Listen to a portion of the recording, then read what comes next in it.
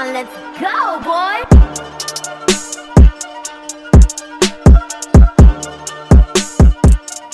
What is going on, folks? This is CJ here, and we're here for Comic Book Corner. It's been a while. Been a long while.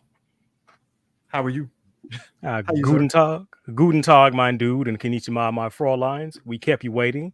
There is a lot of stuff that we could talk about, but I'll let CJ drive the car.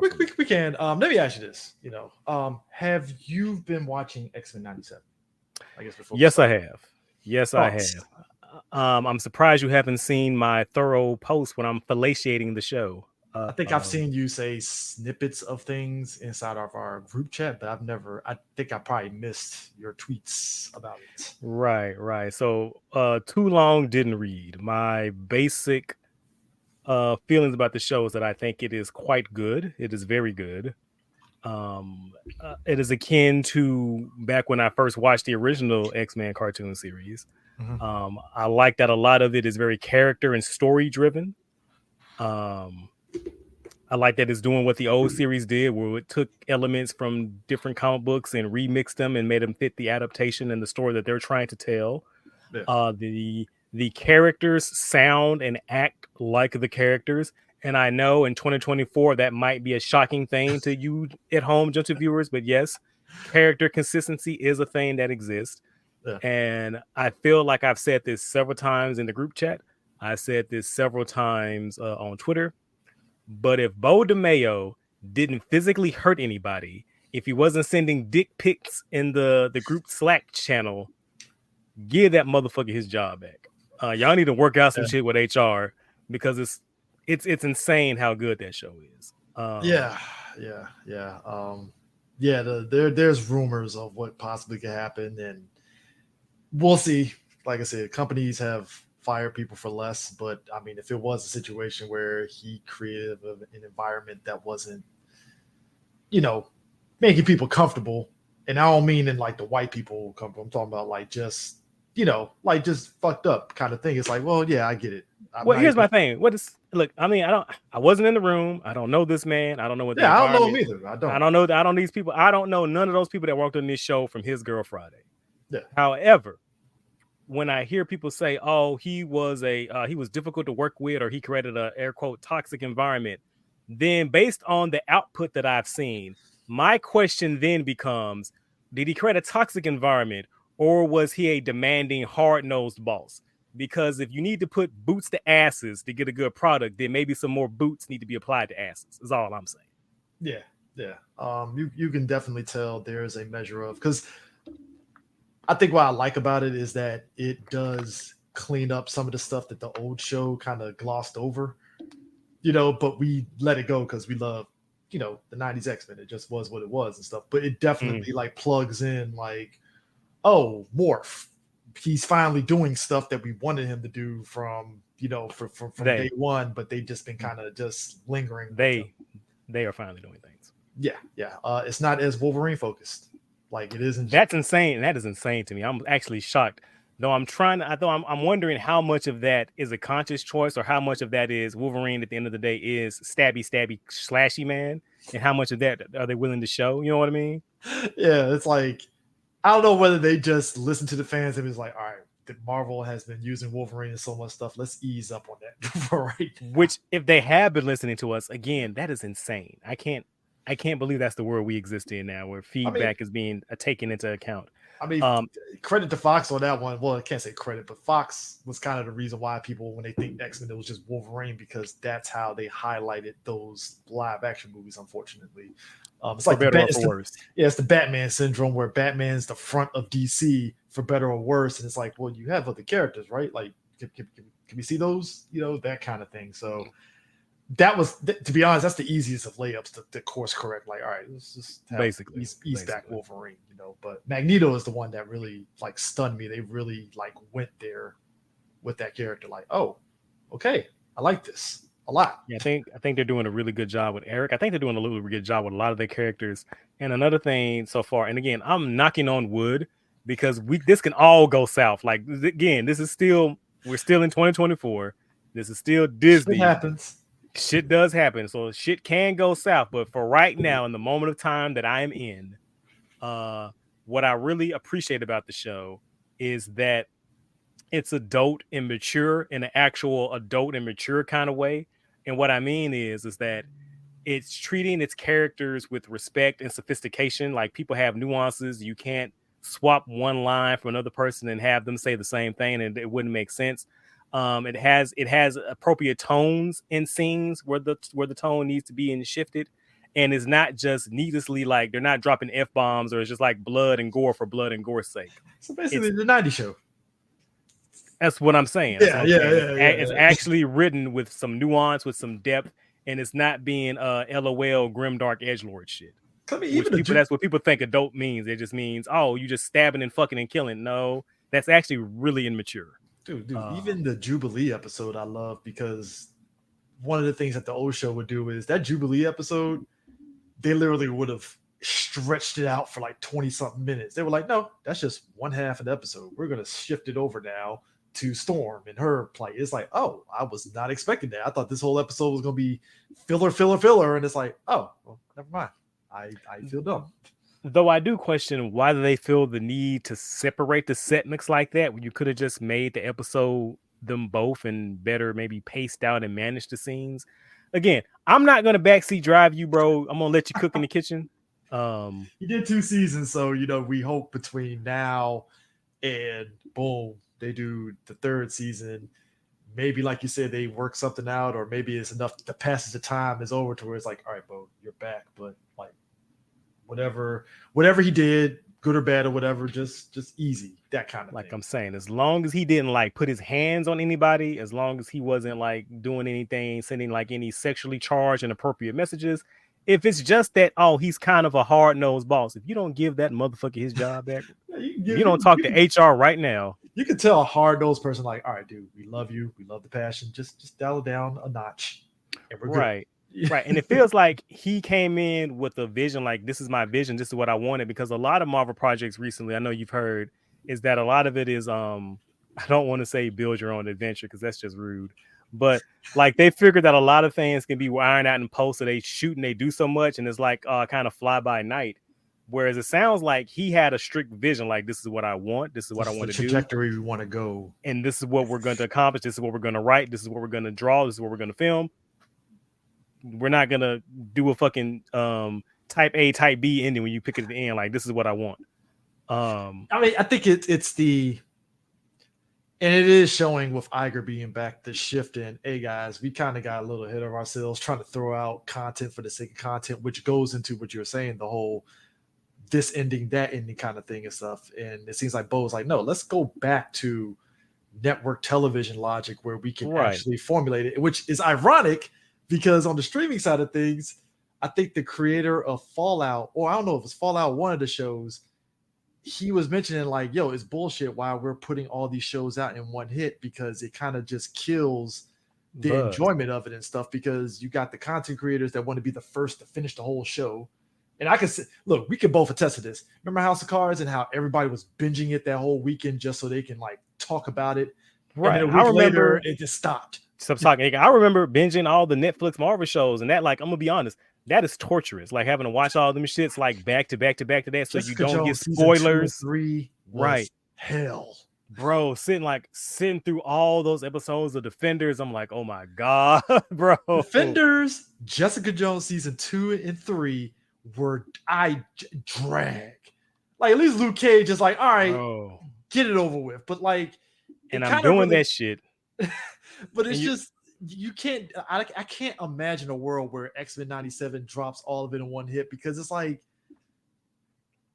the only thing I will knock Disney is this, and I don't know whether it was you or Shark that said this, them putting it on the same day as Bad Batch fucks over the Bad Batch, because this season is actually really good for Bad Batch, but nobody's talking about it because, oh shit, X-Men 97. And it's like, you could have put this on Saturday morning And that would have been great because you, number one, Saturday Synergy. morning vibe. Yeah, I'm Saturday saying. morning vibes.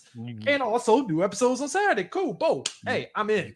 You cooking with grass there, and it's on the weekends. Like it's like you can have your breakfast. You could have marketed that shit perfect. Like it's Saturday morning, catch a new episode of X-Men 97 with your bowl of cereal. You could have played into that marketing. Wednesday, and it's like Bad Batch is like, am I a joke to you? I'm like, Disney, they kind of and this is not the first time they've done this. They've done this before too, where I'm like, you kind of overshadowed your other stuff. You have two good things here. Why are space it out? Like, now that you mentioned it, I'm thinking back and rewinding. Like Disney does a lot of that, cannibalizing their audience. Like Mighty Ducks came out, and there was another show that they had that was like an original series, and it like the Mighty Ducks thing overshadowed it. And I was like, it might have been Turner and Hooch, I think, but it was just like there was a Turner and Hooch show, bro. It was actually pretty good. I didn't fucking know that, bro. Our man Jack from SPD is like, are you serious, bro?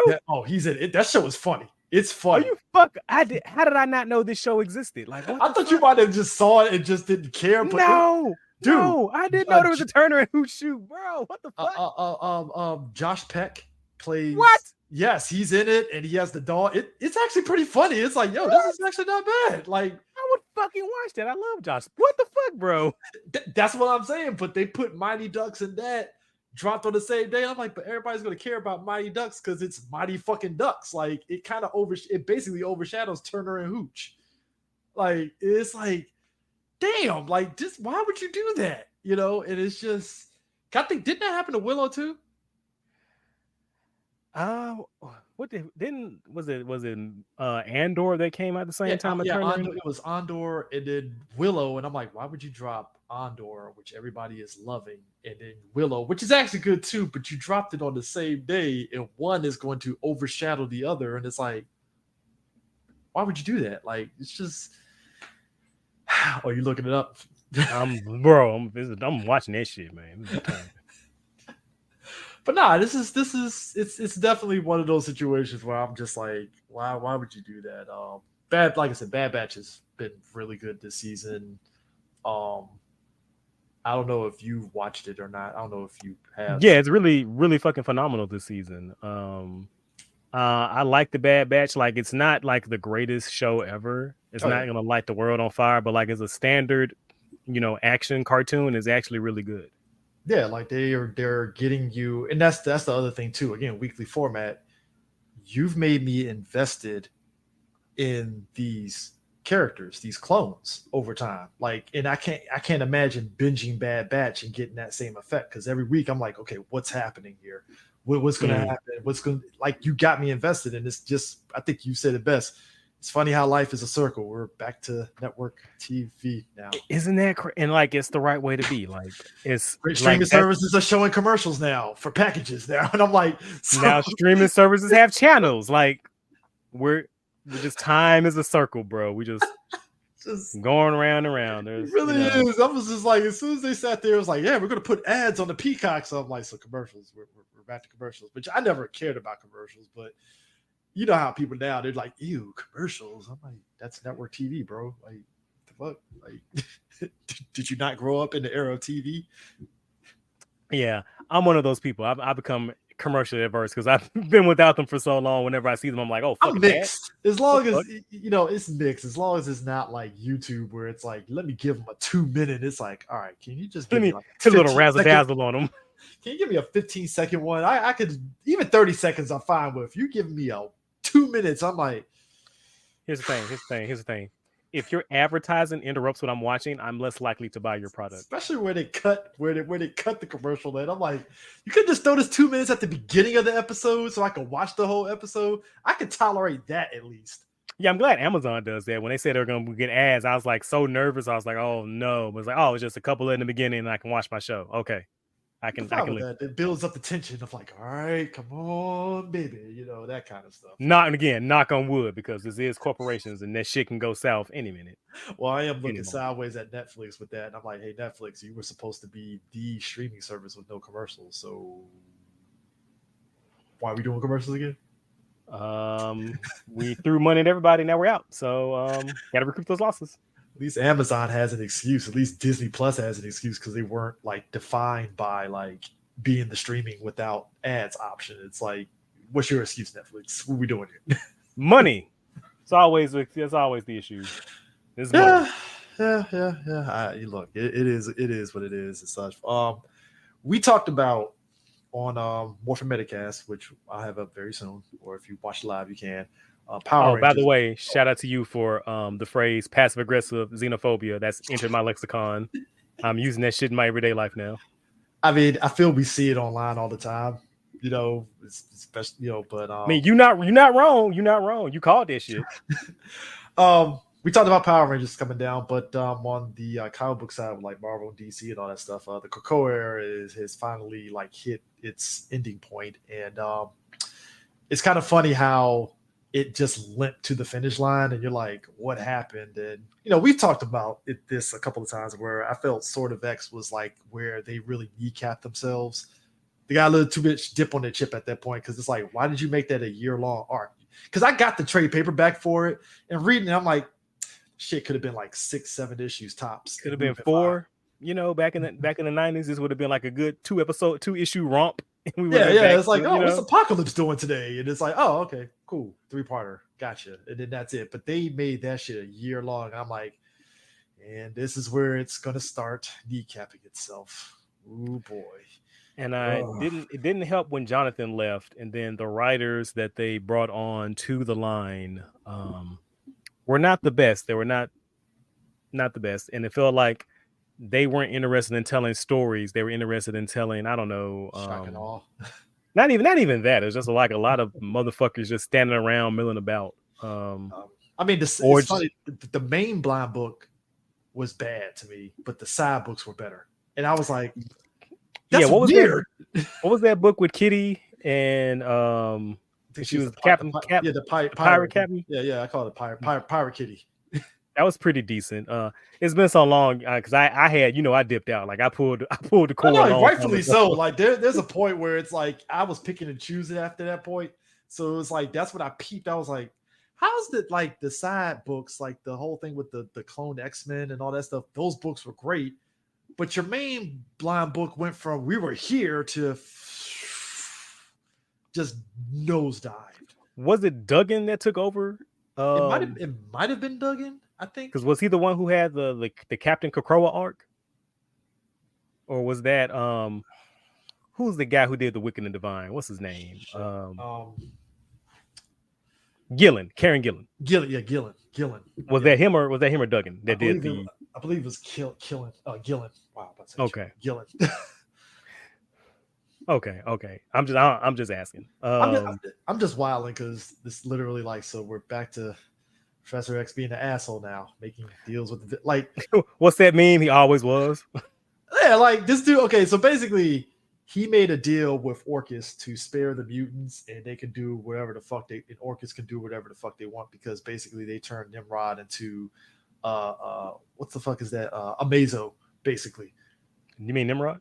Yeah, Nimrod. They turned Nimrod into Amazo in now, where he's like all knowing and keep it in universe. Keep it in universe, bro. Super adaptoid. Keep it in. Yeah, he's a super adaptoid, but he was never like that before. But now they just figured, hey, let's do something special with Nimrod and make him a super adaptoid and stuff, where his whole mission is killing mutants, and now he wants to kill mutants in each dimension. And I'm like, okay, sure. That sounds pretty cool. Sounds cool, but it's just the execution of it is just like, sure. I don't know, man. I kind of fuck with Stone Nimrod, Steve Austin. No, I'm with it. It's just how we got there. It was just shaky, and it's like, and I feel like a lot of it, like you said, is like rushing and limping to the finish line because they gotta wrap all this shit up because they're gonna shut it down. Because they just announced the whole X-Men Blue and Gold books that's coming out soon by what's her face? The redhead chick. Gail Simone. Oh, yeah, Gail Simone, because she announced it and they did the thing, and everybody was like, "Yay, Gail's doing the X-Men book!" But at the same time, it's like, well, I guess Gillian and them are on the clock right now. Like, yo, wrap this shit up right now, buddy. I kind of feel bad for them, just a little bit, because I'm like, if y'all were allowed some space to breathe, these could have been some really awesome stories. That editorial, man, it's a not forgiving. It's not forgiving. I mean. You think it'd be nicer because they fired all of them. Oh, I'm sorry. We still talking? Is that? Oh, I'm sorry. My bad. I mean, it's not like we're sponsored by Marvel Comics, so we're good. I mean, They wouldn't. They wouldn't. They'll listen to one episode and go, nah, not these guys. No, Not not today. them. We're not doing it. Nah. Get them niggers out of here. Oh man, have you read any DC comics? Because I've been like 2 months out of it on DC comics lately. Bro, I'm at the monthly game, baby. I thought you might have dipped the toe, poked your head in, like, what's going on, DC? Well, I thumb through some when I go in to pick up some Ultimate Spider-Man. That's like literally the only thing I'm reading regularly. Oh, and I stick my head in on Immortal Thor. Yeah.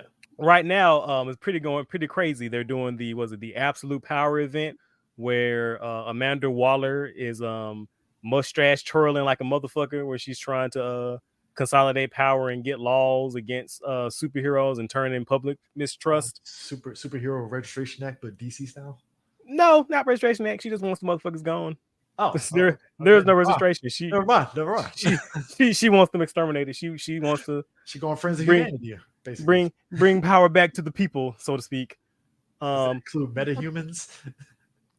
She does not want powered individuals, from what I can see and what I'm picking up from bits and pieces that I've seen. So that kind of nixes her Suicide Squad team, basically, unless you're powered. Because Amanda Waller is Amanda Waller, she still utilizes them for missions for her goals. There's a decentish book I heard going on right now, I think, with Dreamer on the Suicide Squad. It looks pretty interesting. Okay, cool. I might pick up the trade. I don't know yet. Makes sense. Mm-hmm. But yeah, I gotta catch up on DC stuff because I've been out of the loop. Because if it, now I heard the Superman book right now is really good. Who's on that? What's his face? He was the guy who did the World arc. Gosh, what is his name? I am blanking on his name. Somebody in the chat, help me out. What is his name? Like, yeah, Gail Simone's really good. She's been on. She's done a lot of books prior to this whole X-Men book. She's actually she's consistent. She has her ups and downs. At the worst, it'll just be okay. Yeah, be passable.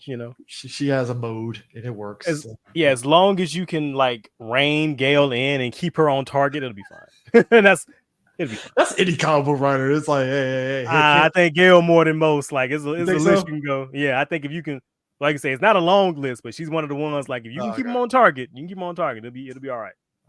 What's funny? So I saw somebody post up. I think it was like 2011. It was like a 2011 DC poster and like Green Lanterns in front.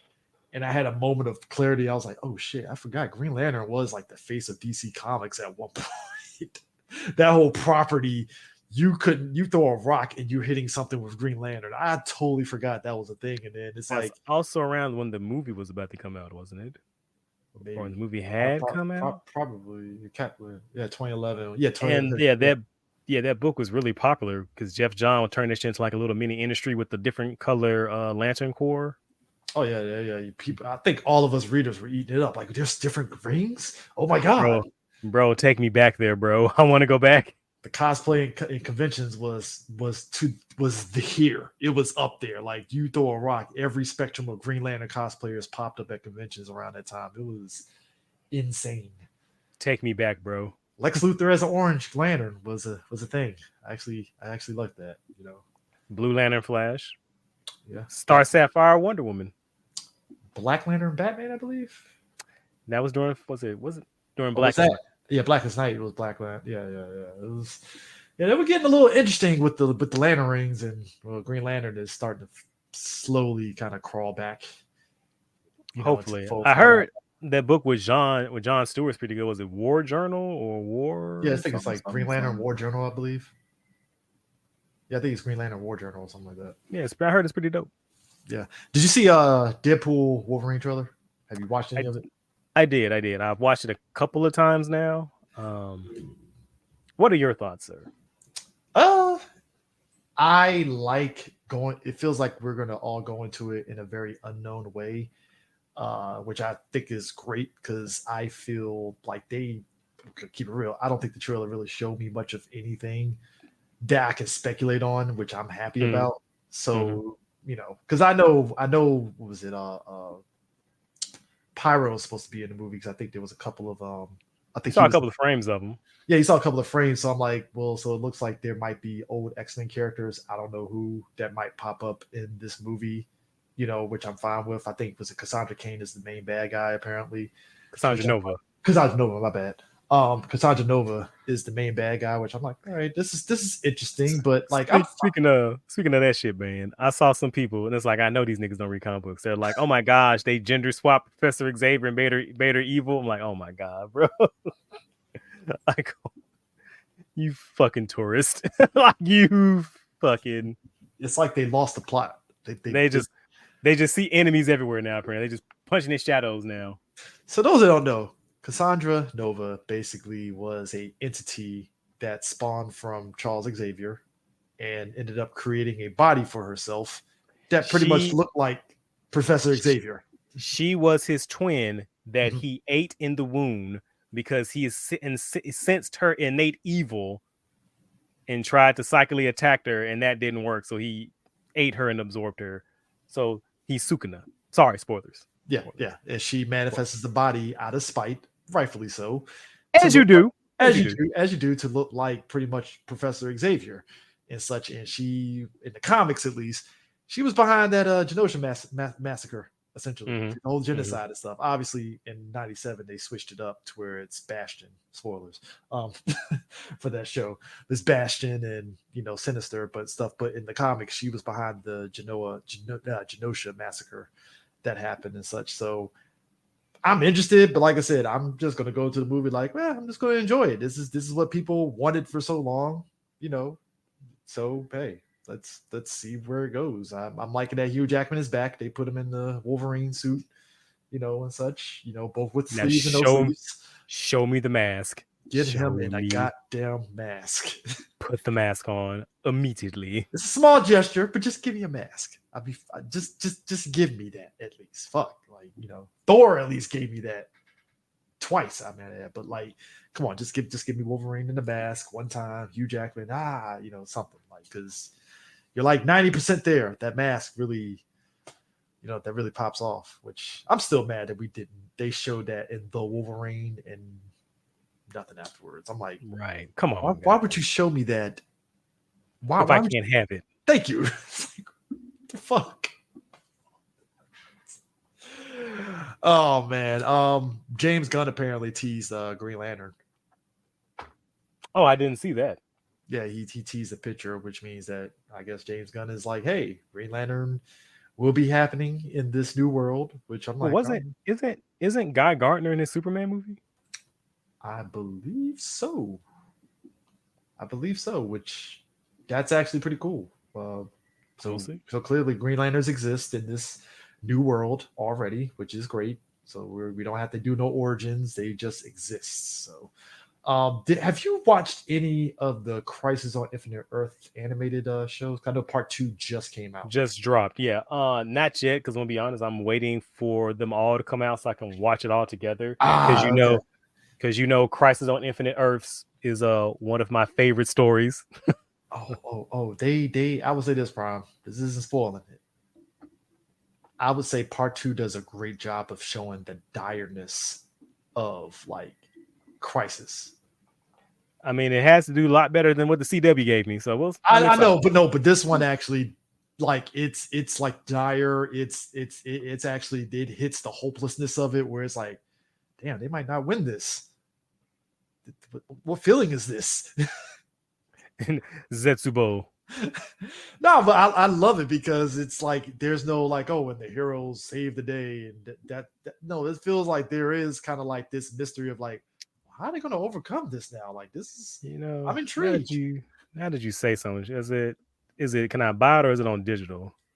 It might be digital right now. I know it dropped digital last week sometime. Yeah, it's oh wait, no, I think it's both. Oh, it's both? Yeah, I think they're both. Yeah, it looks like they're both out. Yeah, part 1 and part 2. Yeah, part 1 and part 2 is on Max right now, I believe. I think it's on Max, I believe. Okay, so I think what I'm gonna do since you talking, I might. No promises. I might go ahead and just get part 1 and part 2 and watch them. Okay. Let me know what you think. I don't know, Pimpin. I gotta think about it. Because I want to do what they do because I know they're gonna come out with the complete edition. You know what I mean? Like they always do. Hey, hold off for your sanity if that's the case. I was just pointing out, like, yo, they really captured that. So just that's one of my favorite stories, CJ. I know. I'm surprised you didn't see some of the clips that were floating around from that. So. Oh, bro, I've been fucking Matrix dodging spoilers. Prime, guess what? Your boy Caleb the Hunter, his movie got moved back. Caleb the Hunter. You said it, not me. I'm just saying. It's coming out Christmas this year now instead of August. So we'll find out. Merry Christmas, Prime. Merry Christmas. I know, right? Thanks, Sony. I appreciate it. Look, I'm taking the piss out of it, but I ain't gonna lie. I'm kind of interested a little bit just to see what this. Like, I'm put this way. I'm way more interested in this than Morbius and Madam Web. Like those two, I was like, I ain't watching this shit. Like, all right, you already took this one. I'm like, kind of want. It's like Venom, where you're like, I kind of want to see what this is. CJ. Movie Craven looks like a henchman for video game Craven. Look, bro. Craven in that Spider-Man 2 game, that's some scary ass shit. Look, I didn't need to see it, but the fact that he took down basically damn near all the Sinister Six minus Dr. Octavius, that's some scary shit right there. I'm glad you gave that man full respect and call him Dr. Octavius. It's the nerd in me, dog. It just is what it is. I don't know. Maybe it's a Spider-Man to me. I always call the motherfucker Doc Ock. Doc Ock, I don't know. But the fact that he... Oh, damn. I think your picture's frozen. But anyways. But nah, just the fact that he took out like the Sinister Six is just like in and of itself like scary as fuck to me. I'm like, wow. But I don't get that from his live action counterpart. Like at all. Mm-hmm. And that's kind of like, I'm not saying he has to be scary, but like I said, I understand where you're coming from, where it's like, that don't look like a guy that I should be necessarily scared of. And I'm not even talking from like a visual thing. I think visually he looks fine, but it's like, what is it that's going to make me be like, oh shit, like Spider-Man need to watch out for this guy, that, and I don't really get that per se. That's my summation of it, but I'm curious on where it's going to go. So. That's fair. I definitely I like the actor. Like I like him a lot. Oh yeah, he's great. He's great. So he hopefully should be all right in the role, but we'll see. I just want to see how they're going to do Rhino, because as soon as they showed my man's hands transforming, I was like, weird change, but all right, let's see what happens. I kind of wish we just got a guy in the suit. It could be all so simple. I mean, could have just had Ultimate Spider-Man shit where it's just like Rhino and just have a guy in a little mech suit. I would have been fine with that too. And again, like I'm gonna need them to triple down at the end of this movie. I'm gonna need Vulture, Morbius to pull up to Craven and be like, "Hey, man, we're starting a team." So what are we? Some kind of insidious sextuplet?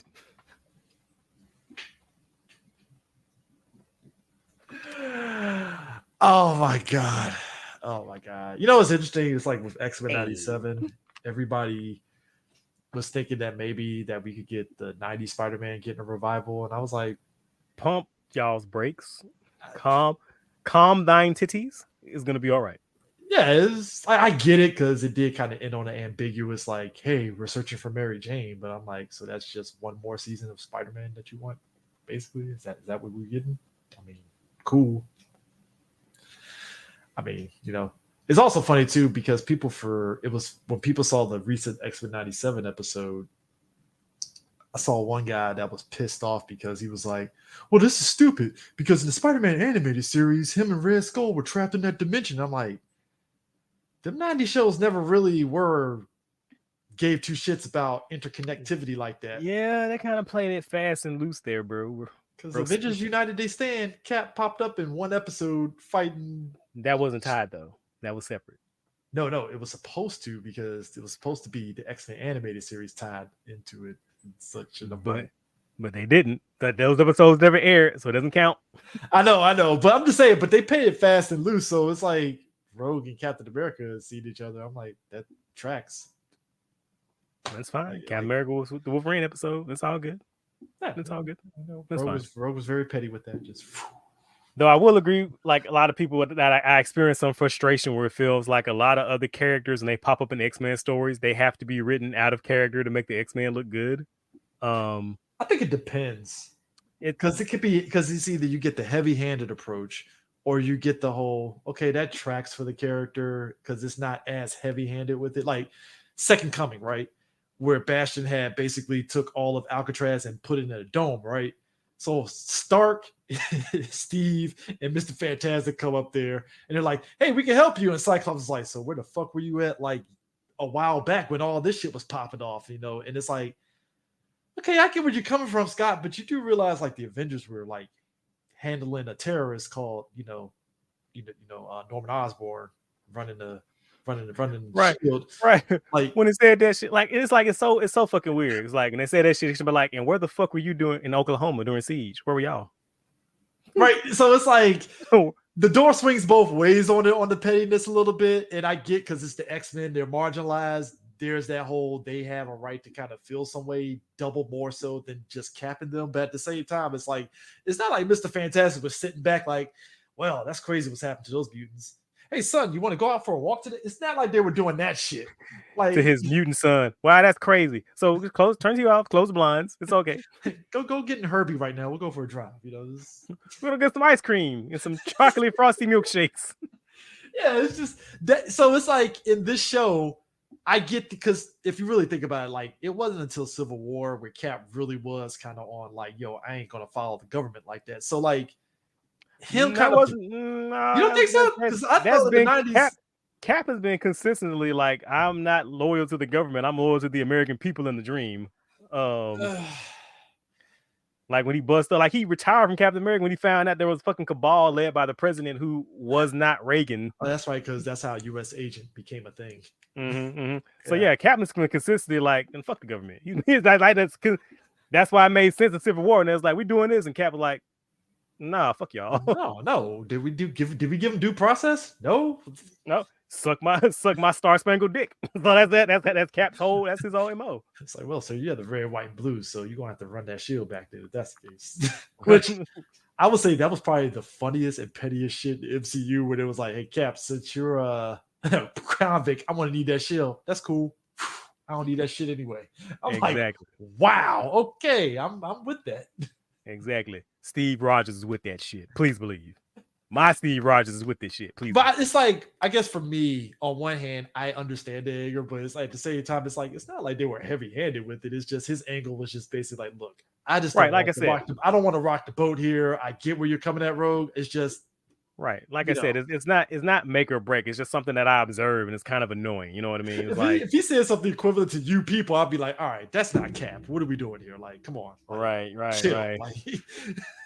Because the comic books will do that sometimes. I'm like, okay, Cap is many things, but don't you people his ass. Like, come on, bro. Like, Cap has blind spots. Like, I always go back to like when Bendis had the New Avengers go to Harlem, and Cap was trying to like talk to the kids, and Luke was like, hold up, I know you're Captain America, but like this is my neighborhood. Just fall back, Steve. Just fall back. I'm you in this neighborhood. All right. And I'm like, that tracks. All right, cool. Because Steve doesn't know. He thinks because he's Captain America, everybody's gonna talk to him. I'm like, they're not gonna talk to you, dog, because you had that red, white, blue on. Sorry. That's just what it is. Unfortunately. What it is, exactly. It is what it is. It's hard to tell you, So apparently also lastly, DC might be doing a Justice League International movie. I can't say I'm that surprised, because I feel like Justice League International, that tone works best for James Gunn. Yeah, it was because that was a very hodgepodge group of folks, because it wasn't Stargirl and like Mr. Miracle on that team. Well, I'm thinking of Justice Society that had Stargirl was on Justice Society. Yes, Mr. Miracle was on International. So like it it's more of a I Wasn't think Brave and the didn't Brave and the Bold do basically a JL International? basically, thing? that's basically that was the Brave and the Bold squad. Okay, Minus like one or two people. Yeah, so if they're doing that, then I'm like, okay, that could be interesting. You know, I think that's a better fit. You know the weird part? I had in Black Adam that Just Society squad on paper looked okay. Yeah, I agree. I didn't hate it. It was just like, all right, this is Just Society. Fine. They had good characterization. They're some of the best parts of the movie. I'm upset that was the best Dr. Fate that we're probably ever going to get. That's Pierce Brosnan going with the motions, and that's the best you're going to get out of him. And it could be, you're right, it could have been like on some, like, it could have been up here, and it's like, no, I'm saying it's. Oh, Mike. I'm saying that's Dr. Fate we're gonna have. Like, he's a great Dr. Fate. Like, I don't think we're gonna get again. Like, I love this Dr. Fate. Like, I thought you meant like it was. I thought you meant shortcomings. Like, was it like short? No. I mean, like, this is phenomenal. We're not gonna get this good ever again. Like, that's what I mean. Hey, look, if James can get Pierce Brosnan back as Dr. Fate in this new revised universe, that'd be great. I love it. Did you know they cut out the scene where it went to his nephew, not his nephew, but his godson, what's his name? Who was the new 52 Dr. Fate? Really? They cut that out? They cut it out. They cut the helmet going out to him. I'm like, wow. Y'all some hoes. Y'all some straight up hoes. Leadership at WB was definitely out the 1 foot out the door at that point. So they were just like, it is what it is. You saw what happened to Shazam. Shazam 2, as much as I thought it was an okay movie, it was just like we could have got Black Adam and shit. You know, as somebody who's followed these characters for literally all my life. Yeah.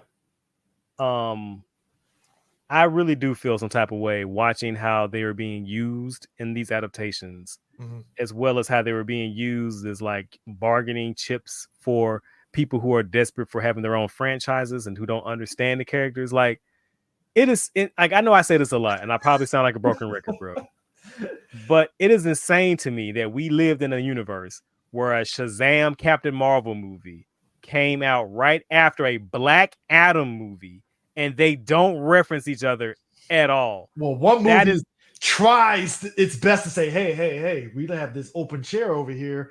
And they reference like, yo, that was formerly Black Adam, yada, yada. And you're like, okay, this is okay, cool. And then Black Adam is like, oh, that didn't happen. We're just going to ignore that. I'm like, what? That is insane, bro. That is insanity, man. Even the fucking standalone Joker movie references or has fucking Batman allusions and Bruce Wayne in it. Come on, dog. Come on, man. Dude. Blue Beetle recently came out, and that line from George Lopez about Batman, I cackled. I was like, come on, bro. Like, that movie didn't have to reference Ted Kord as hard as it did, but it did. They not only referenced Ted Kord and Dan Garrett, they treated them with respect. That shit blew my mind. Like, they weren't like bumbling or they didn't go, the white Blue Beetles. They didn't do none of that dumb shit. It was just like, hey, look at this guy. He has his own. It's like, oh, okay, shit. These are my predecessors. They had their costumes in glass cases, a sign of fucking respect. Man, that is insane. All the Blue Beetle gadgets, all that shit, bro. Right there. And I will never forgive any of you hoes for that movie failing. I hate you all. You all make me sick. Blame WB, but also blame also the fans that were just like, I'm blaming. No, man, it looks too much like a freaking direct-to-DVD movie. Who the fuck cares? Watch the goddamn thing. What the hell are we talking about? We got a comic accurate Blue Beetle costume played by that dope ass young man from Cobra Kai. I hate you all. Look. If they do Justice League International, I'm gonna need James Gunn to bring that kid in on that team. And you know what? If he's the Blue Beetle on that shit, you get us a decent booster gold. We cooking with some gas now, baby. Yo, I'm ready and waiting for James Gunn to cast Booster Gold. I hope it's it's gonna be good, but it's just like I'm kind of curious on who James gonna get. I'm really am curious because this is a good segue actually. Still kind of pissed that WB just said, "Hey, Donald Faison, you want to be Booster Gold? Great." And I'm like, that's a good actor that could be Booster Gold, and it's cut short. And it's gone. Wah, wah, wah, wah, wah, wah. I saw the vision. I was like, Donald Faison could be a great Booster Gold, and they took it from us immediately. And I feel like they could have gave us a movie, dog. We could have got something like we could have got like a 2-hour movie. You know what? I'm actually surprised like that hasn't been announced, or they have. Wouldn't that just be a way since it's all gone now? Like we can wrap it all together in the final finale movie. We can call the shit Twilight of the Superheroes. Wink if you get the reference. First off, that is money if you think about it. Zach Braff is Ted Kord. That's money in a way, in a meta way of like, oh, we got another audience that loves Scrubs and those two. Bring them on in, and it's like that could work. That could work. I wouldn't be opposed to it, but I will feel like maybe that'll be too much of a wink, nod to the audience, and how much of that would override the who Ted Kord is as a character. Right. How much that will override who the characters are, and will we be watching the characters, or will we be just watching the fucking Scrubs reunion? You know what I mean? Yeah, because I would like it, but yeah. Which then, as I'm talking about that, yeah. But as I'm talking, I'm like, well, essentially their characters on Scrub was Booster Gold and Ted Kord, so I'm like, you know what I mean? That was a bromance. That was a bromance. It's like, yeah. I mean, look, there was was it Brave and the Bold, or was it Justice League Unlimited, where he said he was just going back in time because he missed his friend or something? Was it? I'm trying to remember. And it probably had to be Brave and the Bold, because Blue Beetle was not in Unlimited. I don't think he was only in the comics, I believe. Somebody check my math. I don't think so it might have been Brave and the Bold, but Booster Gold, his was like, why'd you go back in time? Because I want to see my friend. And I'm like, that kind of brought a tears to my eye in a way. Like, goddamn, like it wasn't for something like, oh, I want to win some money. He's like, no, I just want to see my friend. He died. I want to see him again. It's like, all right. I was like, well, goddamn, like, bro. Even Smallville gave us some of that Blue Beetle Booster Gold razzle dazzle. So, me and Prime are here to talk about the Arrowverse. Rest in peace. I'm doing Bozo Watch. I'm smoking the Arrowverse pack. RIP, but also smoking the pack, because let's be real about the Arrowverse. I find it amazing that, look, we're old. We've lived through so many iterations of different things of superhero TV, you could say, right? I've seen it all, CJ. I was there when it was written. You know, even when we were youngins in the 80s, I've seen Nightmans. I've seen your Generation X's. No. Even when we were youngins before that, we got the residuals of our parents' era with the Incredible Hulk and the Trial of an Incredible Hulk and that kind of stuff. Adam West Batman. Yeah, we got the residuals of that. Wonder Woman, right? But then, I religiously watched the black and white Superman on Nick at Night. Religiously. I watched a little bit of it, but the 66 Batman was my jam. Like, you couldn't, like, that shit came on regular TV, and I was like, I'm watching it like immediately. And to be honest, whenever that show and the 66 Batman came on, it was on syndication, I stopped whatever the fuck I was doing. I kind of wish. I'm glad we got a comic version of Batman 66 and Wonder Woman, and that, you know, that and the Christopher, like they did the Christopher Reeves Superman. They kind of it prints money. It prints money. It worked. I mean, for me reading it, it worked. I was like, this was kind of something I kind of thought about as a kid, but I ignored it because you know. Do you remember all those Wizard magazines when they would do like live action castings, and they have like the Christopher Reeve Superman, or like the Adam West or Michael Keaton Batman, the Linda Carter Wonder Woman, the John Wesley Snip Flash? Yeah. Take me back, bro. Take me back, though. You get to the 90s, and we got the John Wesley Snip Flash, which was an ambitious endeavor because it came out during that same period of time that we were getting the Tim Burton Batman and the Schumacher and stuff. Right. 1000% ape the Burton Batman style. 1000%. Complete with Danny Elfman doing music, I believe. On the WB side, you know, we had stuff like Nightman, as Prime said. I watched that show because I was like, who is this character? You know, and that was Malibu jazz music. That was Malibu, Malibu. And I remember seeing Malibu comic characters in the back of certain comic books that I read. So I watched Ultra Force. Yeah, hey, look, we all watch Ultra Force. All right, it was, in my eyes, it was Great Value Wildcats to me a little bit. Great Value Justice League. See, I didn't think about it as Justice League until now, but because I watched Wildcats and I thought Wildcats was the better show than Ultra Force, you know. Yeah, you're not wrong. I won't argue your statement there. But we had, we had that. But like you had the Nick Fury, Agent of Shield, the David Hasselhoff one that everybody talks. Which, okay, it's bad, but there was an enjoyment factor a little bit to it, in a way. Right. Like I don't think because we're so spoiled for choice now, I don't think people comprehend that we were living in the wilderness years, man. We had Mutant X, which was basically X-Men. They couldn't do an X-Men show because of licensing, but they did Mutant X, and they alluded that Mutant X kind of sort of was the X-Men. Sort of kind of prototypical, or like when they did that Generation X movie on Fox. Look, old girl, y'all don't understand. As Emma Frost was probably the best thing ever, easily. Was it Finola? Yeah, Finola Hughes was Emma Frost, and I was like, that's Emma Frost, Brit accent and all. Cool. Y'all do not understand. We were living in hard times. Whatever was on, y'all, we were locked the fuck in because we were just so happy to see an adaptation. And the extra points if it wasn't like self-referential or treating it like a fucking parody. You know what I mean? Dude, like Nightman, it was wild to me that when you look back on it, it's like, so this was just an advertisement for the PT Cruiser. Gotcha. Like, cause and smooth jazz, sir. Smooth jazz, jazz but like intro. The character was a 180 from his character for the comics, but like I didn't know better because like I didn't read the comic that Nightman comic. I heard of it, but like there was no wiki there for you to look up Nightman on what his power set is and shit. There was nothing there like that. So you just had Nightman, and it's like, so his powers is he basically stays up the whole time and has a I-beam, and he drives a PT Cruiser. I mean, it's a dope PT Cruiser, I ain't gonna lie, but like that's the powers. Like, all right, cool, I guess, sure. And then we move into the Smallville era, which I gotta admit, Smallville lasting as long as it did, I didn't see coming. I still don't understand how. Well, you know what? Tom Welling is a very attractive man. I'll say. I have a theory why it lasted so long. How? I think mainly because, hi everybody, I'm sorry I'm late, but I think the main reason why Smallville ducked the hammer of dawn was because people forgot it was on.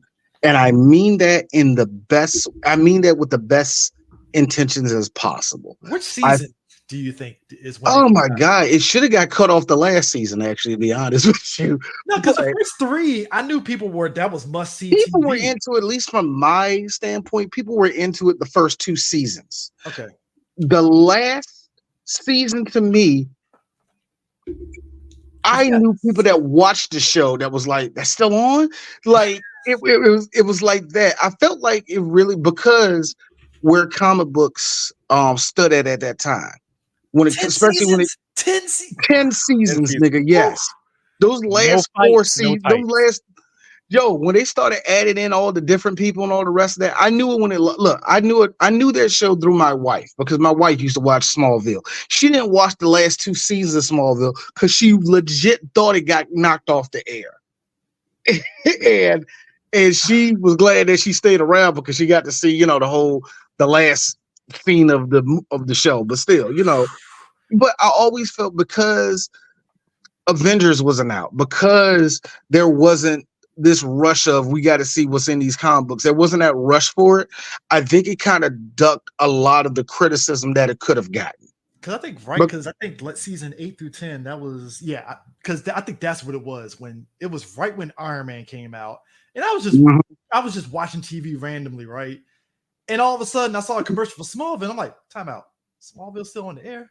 Like, that was my first reaction. And I was like, all right, let me catch up on what the fuck Smallville's doing and stuff. People legit forgot it was even there.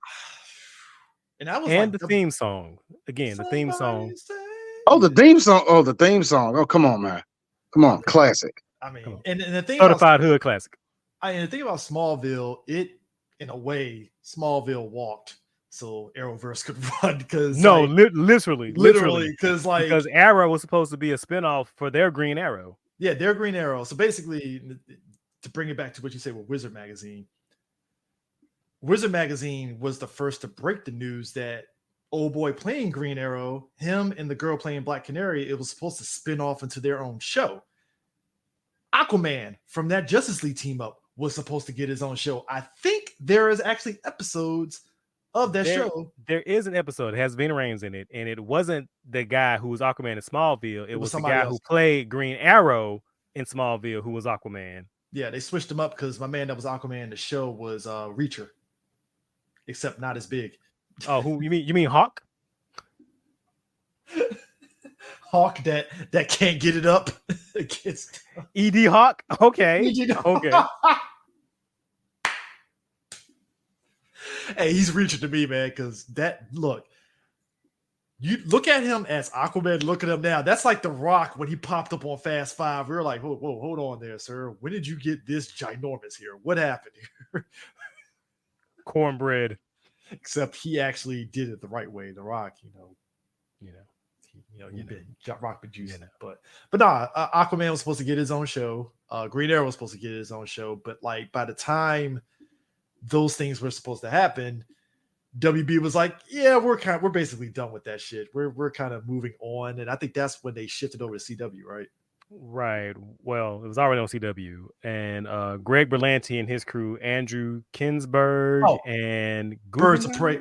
Oh, also same time as Smallville, Birds of Prey had like a season, like the Flash, 90s right. Flash. that has the distinct honor of being the first live action appearance of one Harleen Quinzel.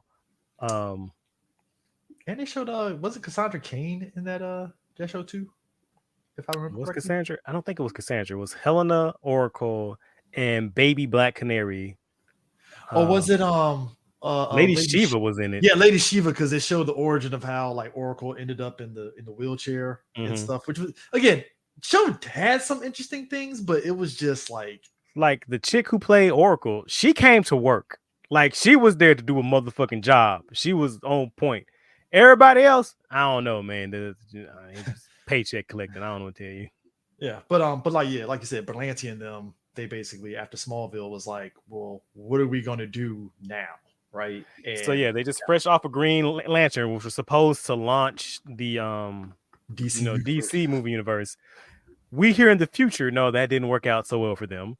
But again, those three dudes, if I can't say anything positive about them, I will say that they do like comic books mostly, or they appear to have liked comic books, because they took that same energy and funneled it into their Arrow show. Now, did you see the teaser sizzle? Because the sizzle reel for Arrow actually got dropped. I think it was like during it was the year of San Diego Comic-Con. The sizzle reel got shown there and somebody leaked it online. And I remember looking at it, I was like, it's a very Batman-esque show here. This isn't the liberal Green Lantern that we know. Yeah, that's the one thing that we mentioned. Yeah, they basically made him Batman. Like it wanted to be a Batman show so bad. Oh, your mic. You mute me. You mute. You mute.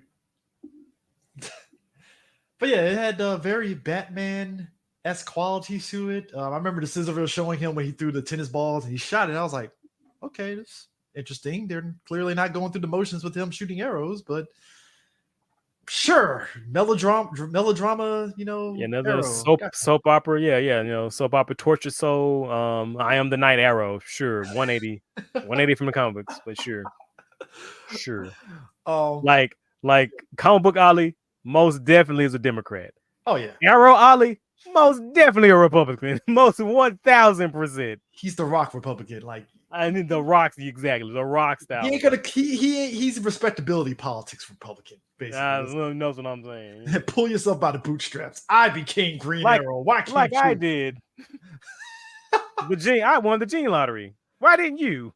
Yeah. So when Arrow came out, there was this kind of like just to jump ahead, like Arrow, basically the first 2 seasons, like it was like, yo, must see, like you need to watch this shit. Like I arranged my entire schedule to make sure I could watch it. We all tweeted. We all tweeted. We were all like, yo, this is dope. The reveals and everything. And obviously we know shows sometimes, even when they, especially for it going as was, because it went 8 seasons. Him and the Flash, they went 8 seasons. 7. The Flash went 9. Yeah. So yeah, Green Arrow was 8, Flash is 9. But they Green Arrow was 7. Am I wrong? I could be wrong. My phone busted. Yeah, open, 8 seasons. Oh, Yeah, my bad. 8 Yeah. seasons. 8 seasons, and Flash got 9. Flash got 9. Okay. Yeah, Flash got 9. But it was just kind of crazy too because it felt like because the first 7 seasons kind of echoed Smallville in the episode count because it was like 20 something episodes, and I think the last season only got like 10, 12 episodes, I believe. But like the show, literally, we all were watching it. I mean, fuck, you can go all the way back to our early comic book corners. We were talking about this shit, and obviously, you get a show as good as Arrow. You know, the networks are going to sit there and be like, all right, what can we do from this? And I think it was the first season or was it the second season they had the Flash back to back. That was the second season. Because he had two appearances, right? Yeah, first season it was because of Dark Arrow, and then the second one was when they backdoored the Flash into it with his own pilot and stuff with him doing it, and then Flash had their own thing, and then third season they backdoored the Legends of Tomorrow show, which who knew that was going to be the show that was going to be the great fucking show? Who knew? Who knew? The CD tier characters gave out the better story and the more exciting story. I actually seen that coming, a part of it, because everybody was so pressed to really like, all right, what you just said there with the Flash and Arrow. Yeah. Remember that came during the same time people were like, well, why won't the Avengers show up on Luke Cage? It was that same thing where everybody had the same time. I'm like, I keep on telling you, I don't want that. I don't want that. I keep telling you, Chris, to this day, Kevin Feige is a genius and a madman because he made everybody have that same train of thinking. This is a franchise. We all got to be together and all they got to team up and yada yada yada. And every nerd just wanted that shit. So there was this kind of let's not say it was like an organic thing. Like, hey, let's just bring those two together and see what we can come out of it. No, it was like a demand from DC fans, especially was like, come on, man, put them together. Come on, make them kiss. That's the way. Flash and Arrow was the first one because when they finally did that team up where they fought each other, I'm like, how are you going to have a super speedster and the guy with arrows fight and make it legit? I question a lot of shit that DC puts together when it comes to let's let this guy fight this other guy, and somehow the man with no powers is going to win. I've always questioned why they do this. This is why I don't have, like I said, again, when it comes to Zack Snyder, I don't have anger. It's just kind of like you just look at him like, Zack, why? I know, Zack, you love Dark Knight Returns. You kind of missed the point of why Batman and Superman were fighting. You missed the point completely. So you basically like the visual of it. You like the visual of it. Chris, all right, cool. Chris, I will never forgive Zack Snyder for making me see this and thinking that there might be a chance. Because blame Frank Miller if you're gonna go that far. Because no, I'm not even blaming Frank Miller because I remember me and Prime had this old conversation, and Prime was like, "Oh, nigga, let me make this very clear. It's a comic book, but they do nothing with that. It's like you give us all this, even like when I always say this, Zack Snyder knows how to point a camera, but don't know what to do with it. Exactly. The best part, the part that had me hyped, but the story sucked so bad I kind of didn't care, was when Wonder Woman showed up. He's like, "I know it was you," and they had that scene where all three of them stood up. I was like, "That looks gorgeous." I was just like, "That looks so gorgeous." It's great. I have watched 4 the seconds warehouse later, fight. all gone. I have watched the warehouse fight with Batman more times than I've watched most movies. Here's the moment where Zack Snyder took all of us that hate each other and combined us as one. We all stood at there and was like, "That's Batman." I'm like, bro, bitch, that's Batman. Like, my wife, who hates Ben Affleck, did this, quote unquote, fuck, because she loves Batman so much. Because I like, you know what, Zach? That's your Thriller moment. I gotta just pull it back. It really is a Thriller moment. It's like, pull it back. Here's the sick part. Hey, look, Chris, that was the Chris Pratt moment. You know what I mean? Like that was the moment. Here's the sick part. Take that away from you. Here's the sick part. I was on the fence with BVS when they showed that trailer that showed that part of that warehouse fight. D knows this. I was like, D, I'm in. That fucking trailer. God damn it, that trailer. I remember Chris. I was like, this is bullshit. This is bullshit. This is stupid. Do you bleed? You will. I'm like, fuck. oh God, this movie's actually going to be good. 2 months later, D is swinging and missing, trying to give it excuses why it's a good movie.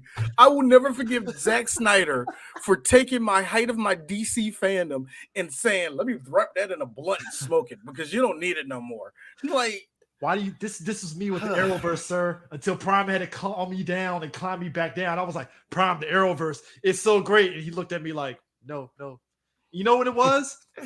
It was fucking Flash in the Savitar fucking season. That's what Prime looked at me like, CJ, you're gonna have to let the Flash go. I was like, no, bro, it's coming. Second his daughter showed up, I was like, bro, oh God. Y'all don't understand the battles we fought. Like, CJ, open your eyes, my man. Savitar, it's all a lie. Second all I false saw promises and hopes. for me, the second, like, all right, real talk. I'm not going fake. When they took off Dark Flash's helmet and you saw Gustin underneath that, I can go with it. I can go with it. I can still vouch for this shit. Then the second his light-skinned daughter showed up, okay, I don't need you guys to fight. Oh God, I gave up. I gave up so hard. Arrow. And my thing about that too is like, I'm sorry, Mom. Oh my God, I wasn't supposed to say that. my thing about that shit too is like, why were they so obsessed with making Barry and Iris have children who are older than them? Those two, like every person they cast to be their children was older than Grant Gustin. Older than Grant Gustin. I'm like, what are we doing here? Because the girl, I didn't know this is older than me. Because the girl being his daughter, I legit thought she was younger than him. She does have a very young looking face, but then like when I saw the age, I was like, oh, time out. She's how old again? Black people age differently. We forget about this. You know what? It was the Bianca Lawson. I mean, I'm 50, effect. so what are you gonna do? Yeah, it was the Bianca Lawson effect. I'm like, hold on, this woman is how old? What? Hey, look, man. Hey, Arrow. Now, here's the thing shitty about Arrow. Season 3 is where Arrow was like, and we're going to we're trash can. What was Ra's al Ghul. It was Ra's al Ghul and a backdoor Legend of Tomorrow with them fucking Hawks, which, by the way, wow, they couldn't do shit with the Hawks. They didn't do nothing with them. They did shit with them. Do you know that Hawk Girl was supposed to be one of the next big pillars? Oops. Shout out, no, for that one. Shout out to Legends of Tomorrow writers going, so we done with this bitch, right? Oh, thank you. Jesus. She wants out. Kill her off. I look. I give give her it up outta to here. DC for trying their best to push these black girls that can't act. I look. Hey, everybody. That's not DC's fault. That's Warner Brothers' fault. But still, hey, everybody needs work. All right, everybody needs work, bro. But I mean, can we go to class first at least? Can we talk? Maybe that's what the director is there for. Look. Get the orange slice out your mouth. Can we talk for a second? I was under the school of thought. I was like, hey, if Steve Amell can change, maybe these other actors can change. And that's crazy because I actually think Steve Amell is actually a pretty decent actor. We saw the trajectory. Here's the fun. We saw because you know why? Because we saw the trajectory. We saw the improvement. That's the thing. We saw it live on every season of Arrow. Even the bad seasons. And shout out to Steven because he actually locked down and like. You know what? I can do this. I can do that. Maybe right. And to give him even more credit, he was one of the few people when DC didn't have a voice compared to Marvel at the time because Marvel, they would do this corny shit where one of the actors would be like looking at a comic book. Hey, take a picture. They were getting washed. So at a time when that was going on, Steve Amell was like, "Fuck that, DC Comics, this and that, yada, suck yada, my yada. dick. I will give it up. Steve actually stood up for that shit. He wanted team ups. He wanted the Arrowverse to be bigger and all the rest of that shit. Results vary, but I will give him that. One of them being Warner Brothers, and this is where it starts. So Arrow had this great idea. They were going to take Ollie's sister and pair her up with a Suicide Squad. They teased Harley Quinn. It was going to be Bronze Tiger, Deadshot, Captain Boomerang, and this was going to be kind of like a actual arc. And what's her name? Cupid. Yeah, Cupid. Yeah, Cupid. And it was supposed to be like this was going to be an arc in Arrow. Warner Brothers movie. Sorry, guys, you can't do that. We're doing a Suicide Squad movie, and it's going to confuse the audience.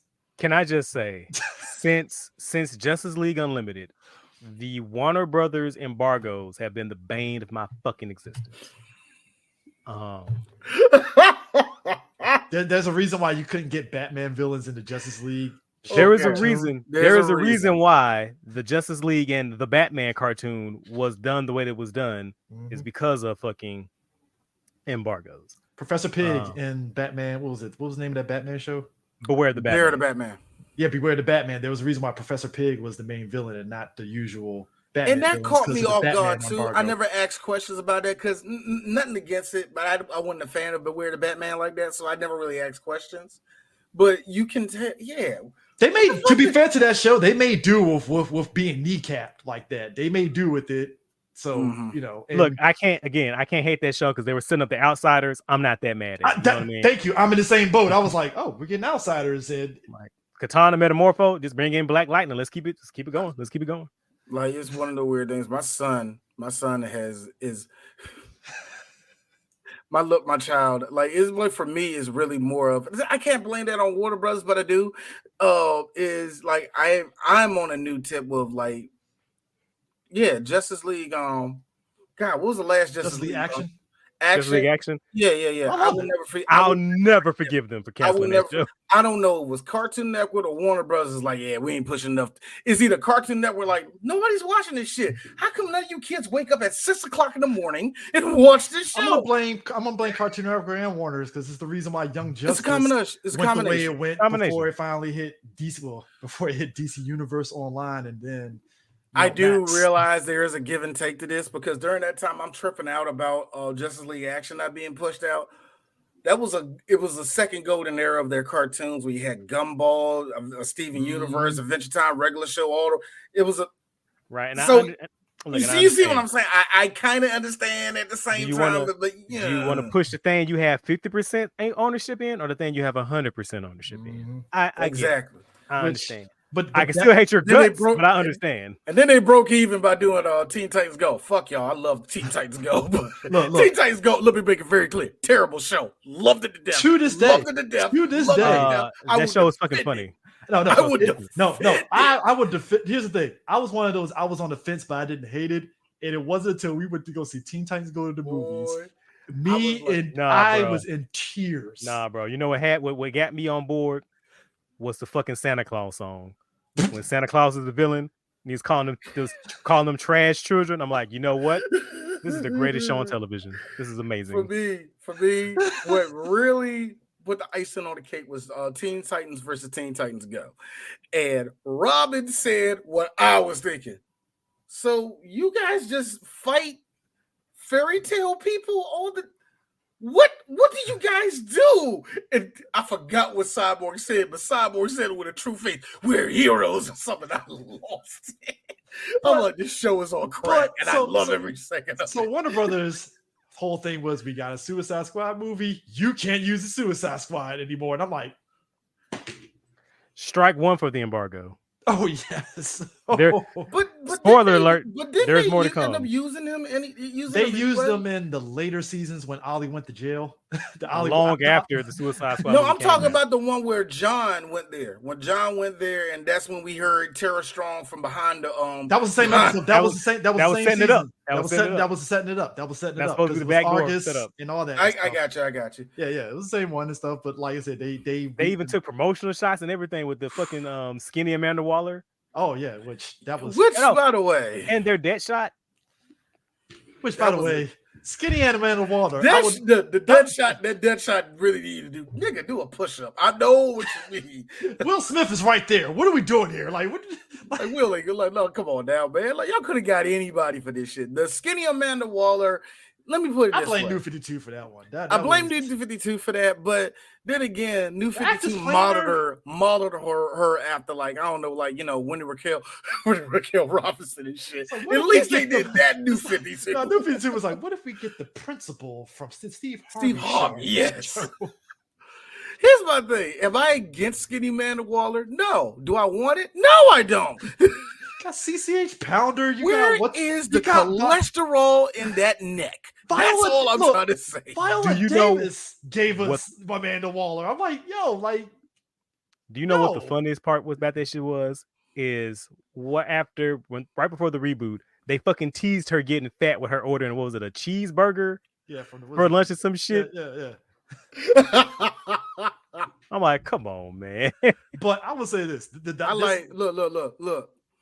You either gonna get me fat, Amanda Waller, or you're gonna get me dried up ovaries, Viola Davis to be Amanda Waller. One of the two. Hey, look. Because Viola doesn't. Yeah, Viola wasn't her in size.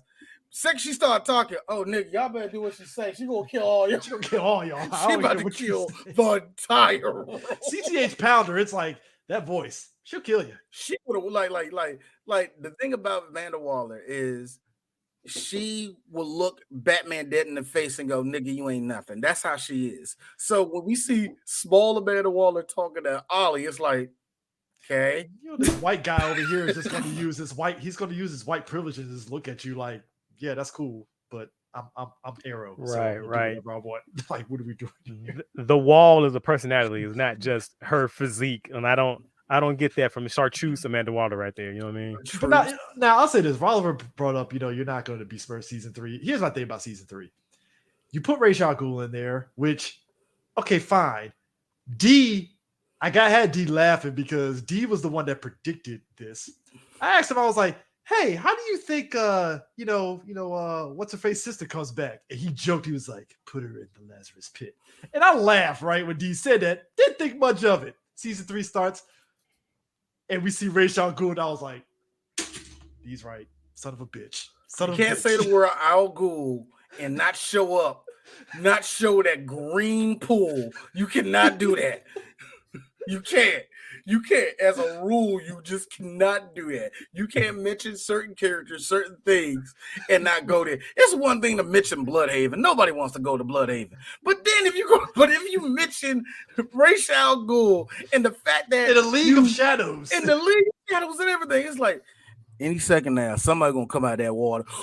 Somebody, I don't know who it's gonna be. They mentioned League of Shadows in season 2, which was the Deathstroke season. I was like, oh no, we're getting Ra's al Ghul, aren't we? I don't know when, but we're getting it, aren't we?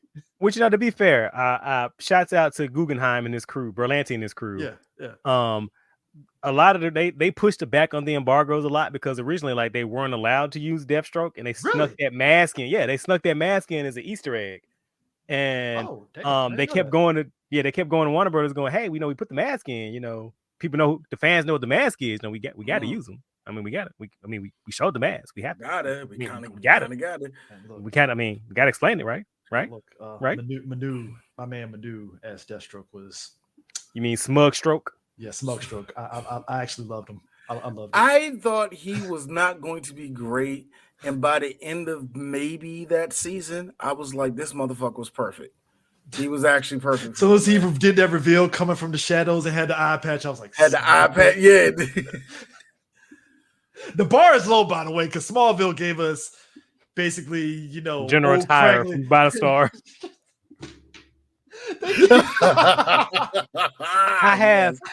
I just be, what? I'll be sitting somewhere, and I just randomly remember that sword fight, and I get really mad. You know what I mean? Dude, it was the most random shit ever that you do have no choice, but you might be sitting back playing some Mass Effect, and all of a sudden that scene pops in your head. You're like, right. How the fuck was I thinking about this? I'd be sitting out in the park, watching the dogs play, looking at the blue sky, and all of a sudden I remember his old ass with that sword. Thunderbolt Ross, Deathstroke style comes through. Mad as hell. He killed Hawkman. I'm like, that guy killed Hawkman? Like, all right, cool. That was a weird flex, Smallville. Sure. Like, got you. Like, I thought Racial was a choice. Racial season 3 was definitely subdued. And they weren't supposed to use race either, but they weren't supposed to. They're like, hey, we said League of Shadows. I mean, we had his daughter. I mean, hey, he is Ra's al Ghul, caucus version. Ray al Ghul. I remember people feeling some way like, why is Ra's a white guy? And I was like, I understand. I remember a couple people actually get mad at that, and I was like, well, I hate to be this person. Always usually a white guy, so I don't know. I mean, yes, the cartoon, he was of brown descent. I will give you that. Brownish. Like, come on, man. Like, got a tan. Got a little bit of a tan. Like, look, Hungarian niggas shadow brown, so I don't know what you mean. Hey, look, I would say this. The one thing that I would definitely You know what? Shaggy will agree with me on this, and we both were in agreement. It's strike 1, 2, and 3 for me. We got this whole Arrowverse run, and they didn't even put the question in. They were trying, bro. They kept They teasing were? it. They kept Didn't talking they- about Hub City. The They question kept would mentioning fit about- into this. Yeah. I noticed, I remember there was rumors they was thinking about doing it, but I never remember nothing coming out of it.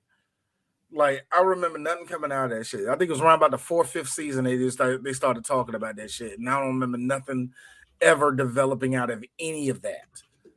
So, I don't know, man. I mean, dude, they put the fucking what the hell's the name of that dude from DC that's like the master of disguise and shit. Human Target. Yeah, Human Target. I was shocked that we Arrow talked about that again. Yeah, they put Human Target in that shit like 3 times. I'm like, that is like the deepest of cuts. Like, who the Human Target. Cool. Human Shit. Target, yeah. I did not see that coming.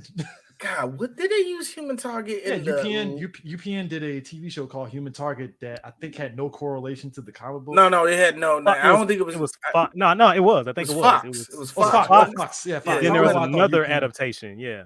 Yeah, but they put Human Target in Arrow. I was like, huh, that's interesting. That's definitely a choice. I always feel like with better writers, you can get, you could do stuff, but like I don't think nobody was ever going to catch on to that. You know what I mean?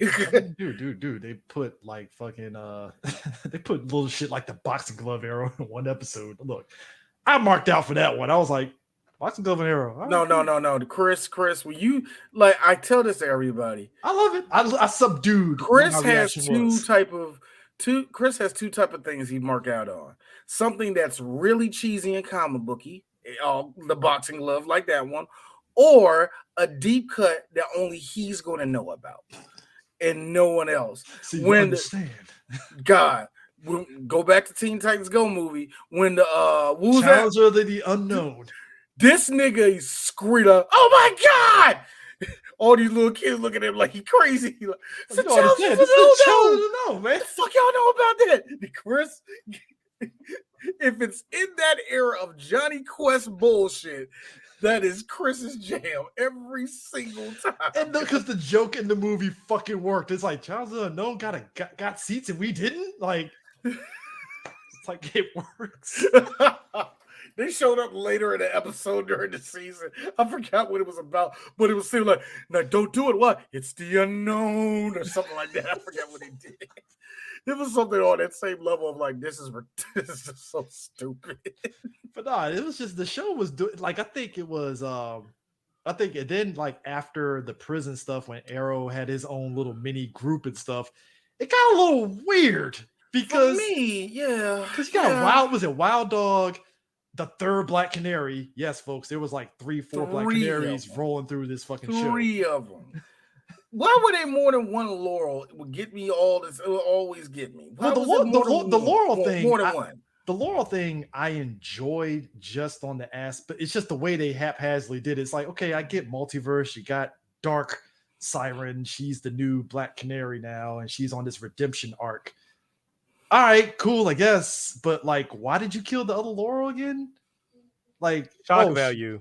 Yeah, shock value, because her death made no fucking sense in the Zero. show. Absolutely none. Zero. And they said the reason they killed her is because like they shot their cold opening with the cemetery with a character being dead. Yeah. And at the time, they didn't know what character would be dead. Excuse me? That's some good old television right there. That's television. That's peak. That is some old school television writing. That is top dollar television right there. I'm sorry. How far y'all written? Episode 5 of this season. Okay, yeah. Wait, but you don't know what you're gonna do with it? We'll find out. Like, in editing. Ooh. In other words, we're gonna march through the first 8 episodes of this, and if nothing works out, we already know how we're gonna finish this shit. Yeah, and it's like they got 3 contingency plans when it comes to shit like that. Yeah, because you had Laurel's sister was Black Canary because she was using the fucking this device to do it. That was she was the Canary. The Canary, my bad. The Canary. She got killed.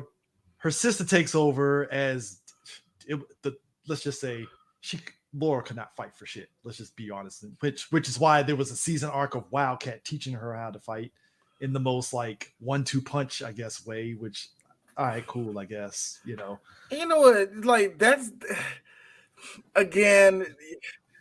I feel like you get into a fight with a TV executive. They're like, yeah, teach her how to fight. Like, yeah. But have you ever seen Black Canary in any of this shit? She can. I'm not saying that she can't beat Batman, but she gonna make Batman go, oh, almost got me, bitch. Like, come on, you gotta at least make so it's like Ollie's team had this other chick that was Black Canary, but then turns out she was, who the fuck was she working for? Was she working for this is where it got confusing because for me, the second they got rid of I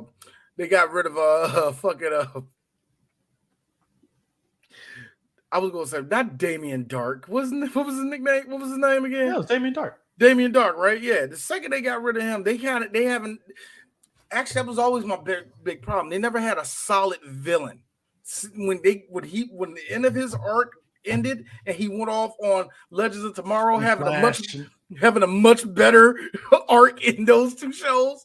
Like they really never had a solid villain for me. I think the last villain was like, who the fuck was it in the last 6 seasons? I think it was something. Was it Tony Dragon or some shit like that? I thought he was 7. And was it Prometheus, Dragon? Prometheus, Dragon. God, why am I blanking? The last season, Oliver was like was a specter.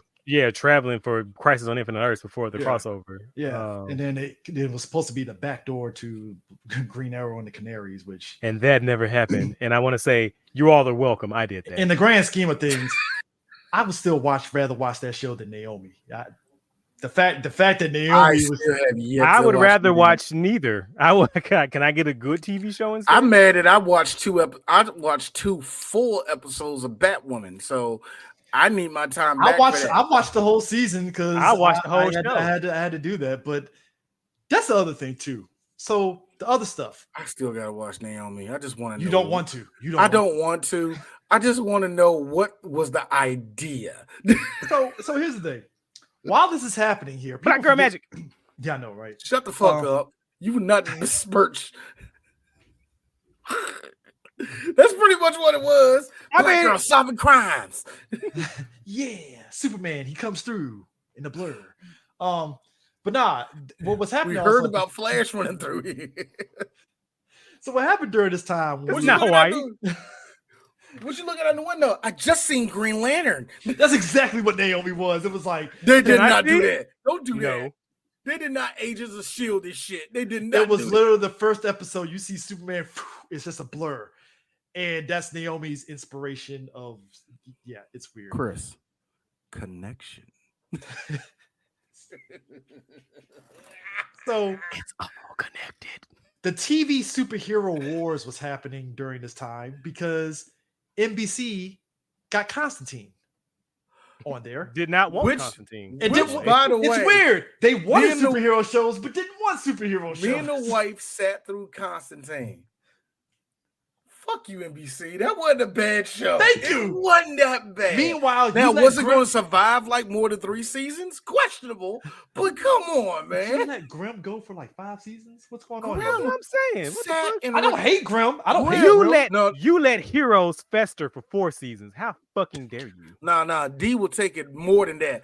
We mentioned the Human Target. Nigga, y'all let the Pretender go for at least good 7 seasons, bruh. Nobody sat down on a Friday night saying the Pretender's on. All right. Nobody ever did that. How many seasons was the Blacklist when that shit was past its sell-by date? Right. And this is coming. I love the Blacklist. This is coming from a fan of that show.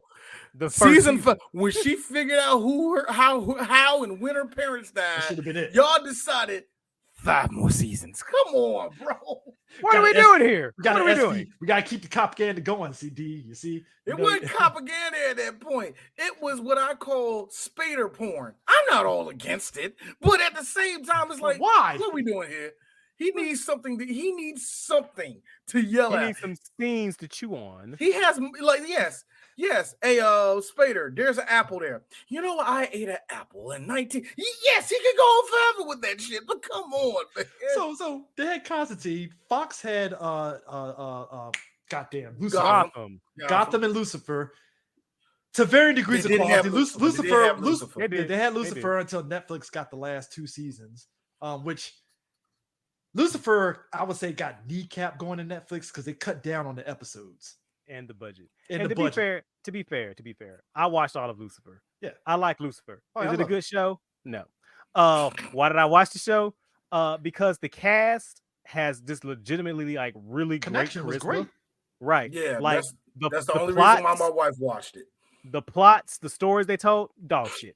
But watching those people interact with each other, I can sit down and watch it. That's the only thing, and that's what I hear from everybody. They didn't care for the story; they just liked the relationships and how everybody bounced off each other. Man, they had such amazing chemistry. I'm like, more of them just talking together. The show could just be them at a coffee table, just eating cereal and talking, and I would watch the fuck out of that. It always makes me laugh that they will actually have comics where it'd be like 2 issues of just the characters just yakking at each other.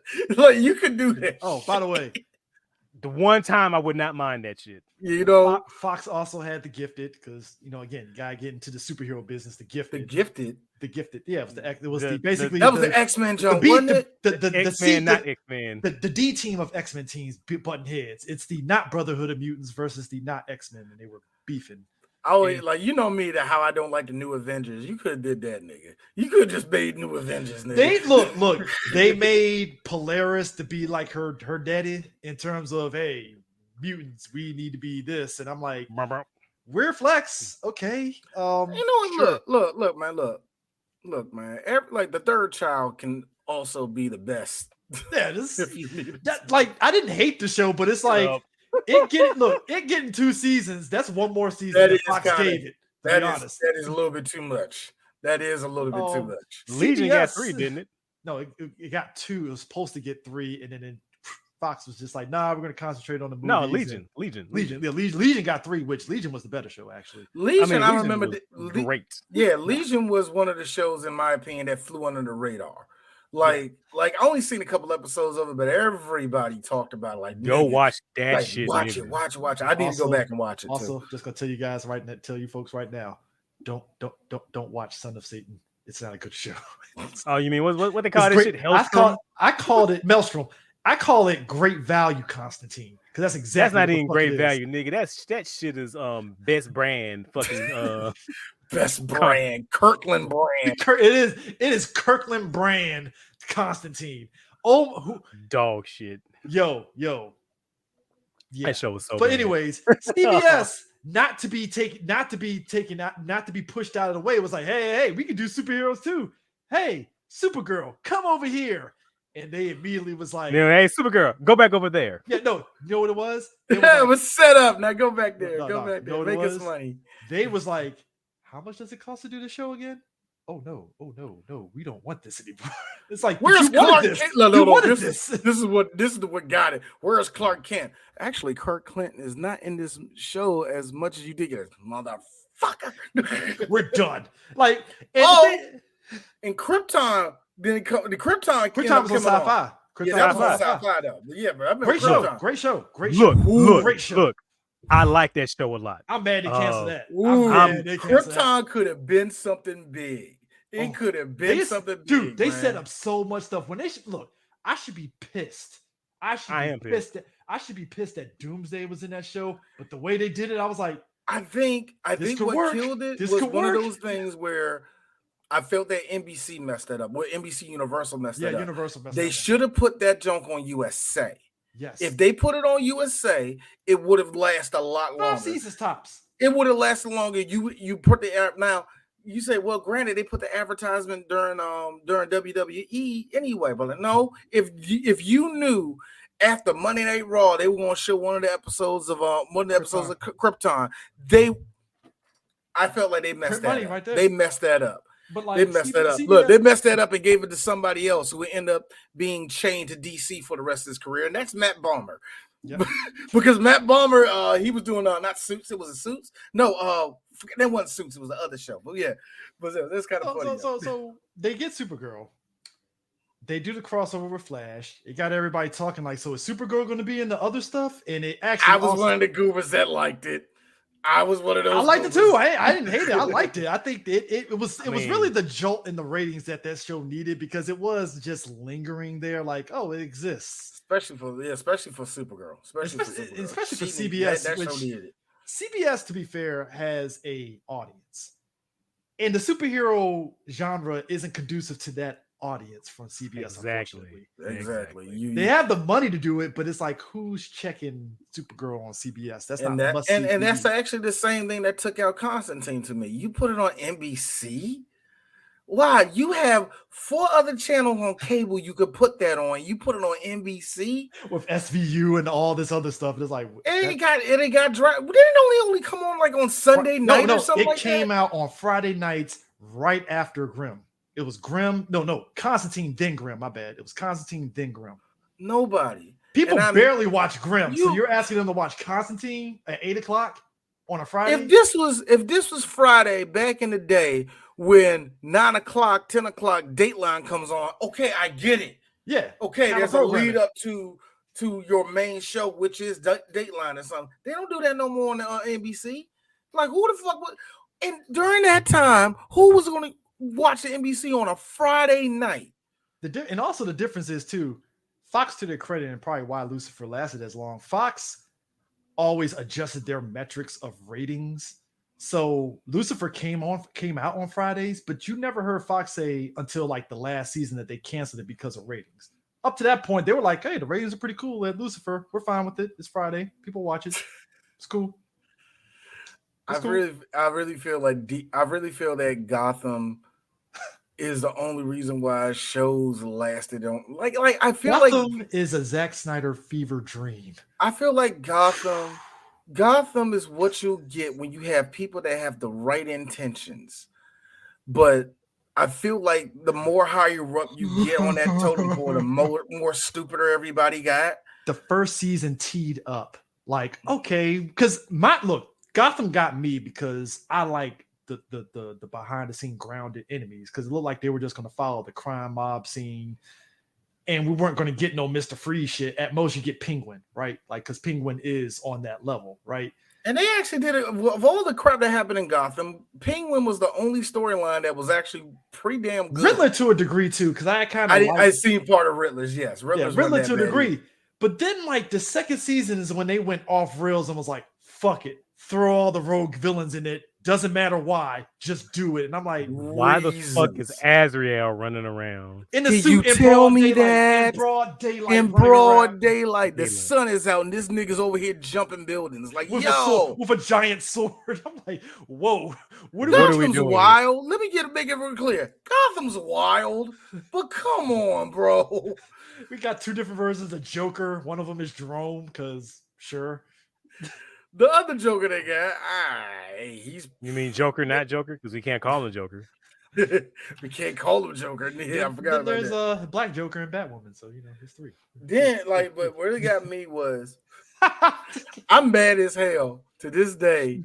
I decided one day to watch Gotham, and I'm looking at this, and next time I was like, I'm sorry, is that Pee Wee Herman? Like, Cobblepot, that's my. I'm like, no, wait a minute, Pee Wee Herman is Cobblepot's there. Hold up, no, I gotta watch this show. You can't give me Paul Rubens, my childhood, and make him show up in this show in that capacity. They put Mr. Freeze in the show, and I was like, why? I will never forget you. I will never forget Chris. We had Solomon fucking Grundy in this show. It made no sense. Nathan made sense with it. And you know the best part? I will never forget this, thanks to Chris, because they showed I would never forget this. It was fucking Poison Ivy. And somebody put up a picture, and Chris said, "The fuck is this? Gotham babies," and ruined the show for me. Absolutely ruined the show for me. They did it. They look. And here's the sick part. The only bright spot. Time skipped this little nigga, and they did too. And I was so mad. The bright spot was, I did like the guy that played Jim Gordon. He was getting through it the best he could. And the kid that was playing, I forgot homeboy. The old girl playing Catwoman looked just like Michelle Pfeiffer, which is probably why people stuck with the show because Yeah, it was that's like why she they looked did. like Michelle Pfeiffer. We gotta stick it out with this. And then homie that played Knock Joker at the end, what's the name? I keep on forgetting his real name. He was nice. He was in American Horror Story, I think. No, he was actually in Shameless. He's a Jedi. Yeah, he's a Jedi now. He's a Jedi now. But when he came on that show, I was like, okay. If the show wasn't madness, this would actually hit probably harder. so Supergirl, it gets to CW, and I think me and Prime joked at the time. Actually, Prime was the one that started. He was like, "Hey, CJ, you know they're going to lower the budget for this, right?" I was like, "I know, man. I know. I understand. I'm keeping my expectations low." And who was the first casualty? Allie McBeal. She said, "I'm out, bitch." She said, "Peace." Carissa Flockhart was like, "Nah, I cost too much," and I'm like, "You do?" But Also, she rolled out. Also, much like the Flash, it ain't 99 no more, heifer. But hey, look, hey, stand up for your rights. Also, like the Flash of Gorilla City, where you know where the budget went for the episode and season. Shout out to Flash, knowing they had a limit. Limits. We can only get 5 CG monkeys on the screen at a time here. That's what the budget allows. All right. Oh man, they got it. It was like, well, who is it? Is it Gorilla Grodd? What's the other gorilla? I keep on forgetting that gorilla's name every time. Gorilla Grodd and the inspector of Gorilla Savitar? City. No. It was when they did the Gorilla City episodes. It was always Gorilla Grodd and like the general, the other one that always looks for him. Savitar. Was it Savitar? Oh, it wasn't Savitar. I'm thinking, was it? Yeah, it was Savitar. Yeah, I'm thinking Savitar, like the Flash. No, not Savitar. That's the speedster. Damn, what is the white gorilla's name? Yeah, but they had the budget for that, and in Supergirl, besides Ally McBeal, John Jones. God bless them. They tried their best to make that shit work before they finally gave up and was like, you know what, John's gonna be a black guy unless we need him to transform. And you know what I gotta say? I'm fine with it, but at the same time, that shows you. I gotta say, Solivar. Goddamn, I'd look it up. Solivar is the leader of the Gorilla City. I gotta say, top 10 greatest swerves in all the fucking fit. Because that last episode of season 1, they knew because like, oh, it's Hank, Hank.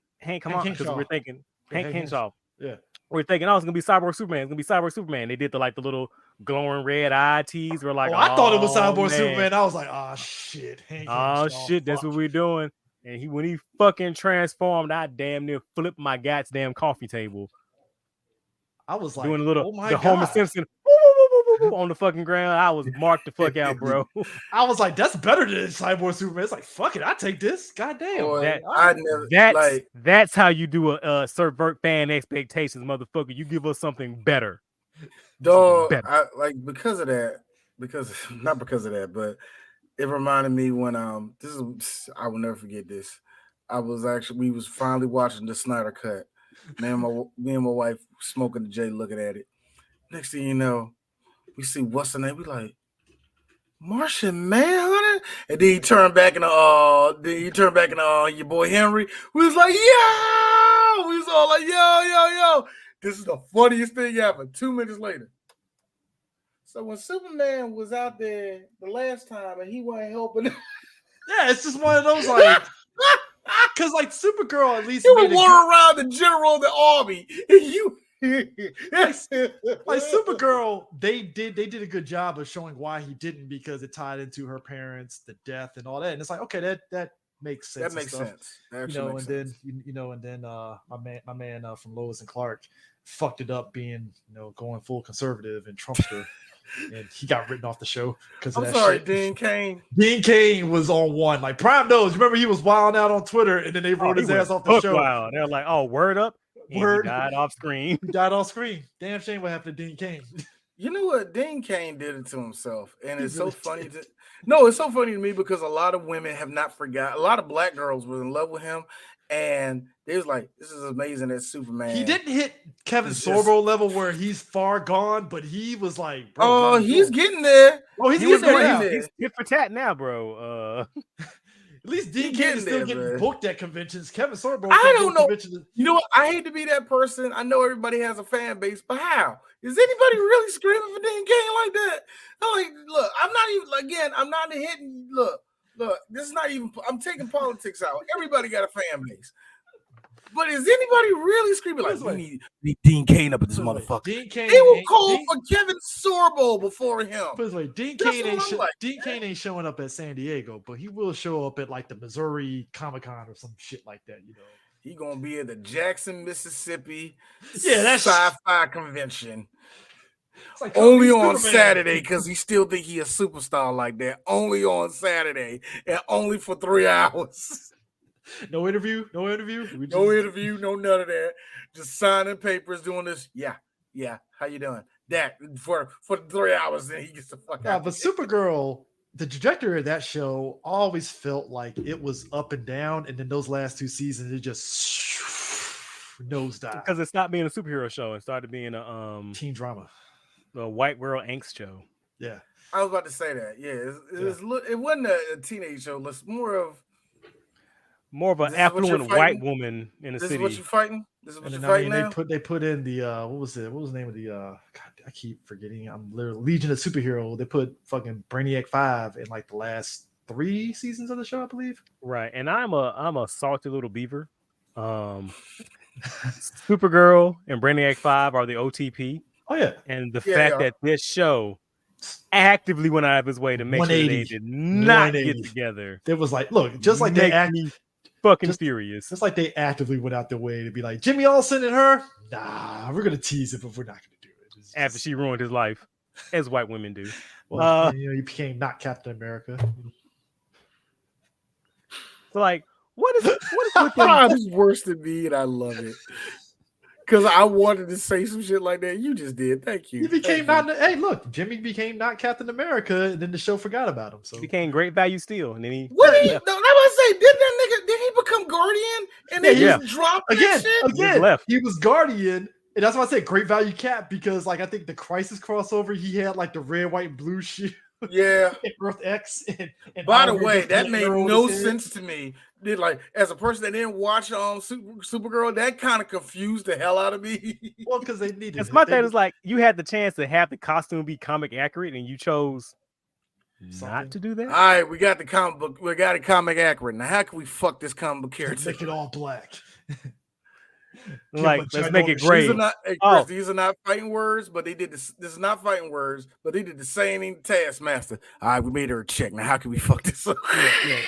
I have cop please because I was like, I like the idea visually of Taskmaster. I'm always look. I don't like because I'm a pervert. I'm always for a gender bend every now and then. But it wasn't even good kind of gender bend. You took the hottest chick from the Jane. Was it Quantum of Solace or whatever and shit, and you muted her and somehow. You pulled what? Look, me and the guys talk about this offline. You uglified her underneath it. Like, you see. Thank you, Chris. Thank you. They put a full ankle, and the worst you made her Russian ugly in the worst way you could possibly do, and it's like, and you're right for that, Chris. But the worst part about it is this: I ain't going to go out my way and act like this nigga's the best person in the world. But you took down Taskmaster with her, and it's just like, why? What did he do? He didn't have to go there. Like you try to give Widow a Winter Soldier, and you didn't need to do that. Like you could have just made no point of my that. whole thing about that shit. Did you see? No point of that. And do you see the reason they made that? Oh, you muted Prime. Still muted. They don't. All right. You did that shit because you're like, oh, we wanted to have a personal connection to Taskmaster. We wanted to have a more personal story. You mean to tell me you couldn't write a story where a fucking mercenary goes after a spy? Prime. People don't remember this, and we're going all over the place. You know the black guy that was helping Black Widow. He was supposed to be Taskmaster. He's supposed to be Taskmaster, and if the reveal was he was Taskmaster the whole time, it actually would make sense because of course he would know where she's at because she's been asking him for weapons. But they switched it up because unfortunately subvert expectations. Well, it was that, and also unfortunately Marvel at that time, remember they had a lot of leaks in terms of people leaking out plot information and shit. So they switched up and was like, yeah, that guy that you thought was Taskmaster, no, he's not Taskmaster. He's actually just a friend of Natasha's. And it's like, wait a minute, what? And 3D chest. I love it. Like to That's me, 4D chess. to me, baby. it's I like love if somebody leaked your shit, fuck it, just roll with it. It's like, all right, cool. You know who it is. Just watch the movie. You're gonna be there day one. So what the fuck? We're just gonna have to kill Black Widow at the end of this thing. Cause y'all niggas want to read shit and want to be surprised. No, but that's what happened with Supergirl was the victim of like you had this up and down writing. You brought Linda Carter in as the president. I thought that was great. You know, wink and nod, cool. But then like the last two, it was just like, huh, what the fuck happened? Like the writing just made no goddamn sense. None.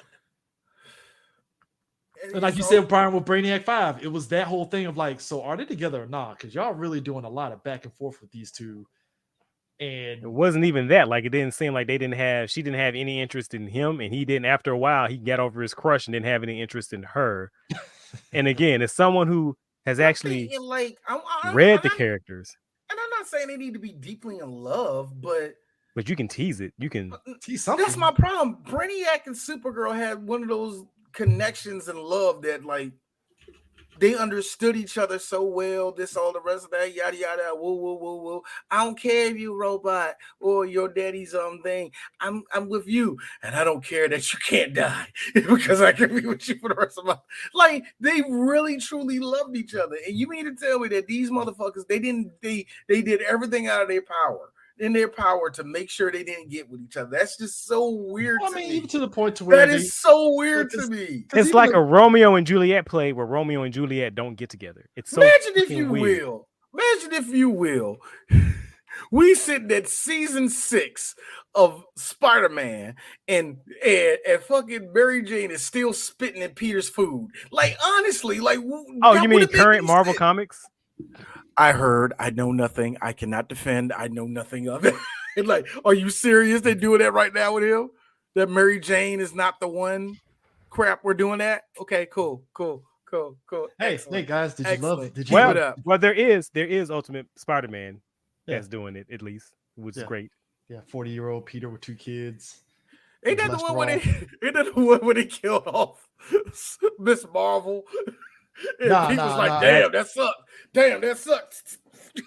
Ultimate that's Spider-Man. Current. Yeah, that's current Amazing Spider-Man. Yeah, okay. Ultimate Spider-Man. Ultimate Spider-Man. Hitman is bringing back the Ultimate University, and one of them was basically, long and short of it is basically, evil Reed Richards from the Ultimates from back in the day. You just mean Reed Richards? Yeah, Reed Richards. I'm about to say you didn't. I was just about to say you had to add that. I already know. Reed Richards with the scar on his face, basically. Reed Richards with the scar. Edgelord Reed Richards. Edgelord. The maker. Yeah, he's the maker. And basically he wants to create his own Ultimate Universe, but without the hero. So he takes away the spider that bit Peter Parker. He actually tries to get Miles to come back to his universe as the Spider-Man instead of Peter. It's the most like, again, passive aggressive racist shit the maker says to him, like, come on, Miles, Peter's not in a relationship anymore. You could be Spider-Man. So you're basically trying to tease him with the white man is not Spider-Man. So is that what we're doing here? Like, I don't think you can make an ism out of that, Chris. Can you? I think any black person that hear that the white guy version of him is not there, they're gonna go whippy. So I don't. But see, when you have an evil guy telling you that, it feels like there's a catch to it. Okay, I get you there. That's what Miles looked at him like. Nah, bro, I don't. Come on, Miles. They got all the fried chicken you can eat. That's exactly how it looked too. He was like, "Come on." And all the white women with no panties on. Come on. I know you like watermelon, and I know you like B-rated. I know you like B-rated superhero girls that like you for some reason. So basically he tries to reform it. Women and white women. Iron Lad. All for you, Miles.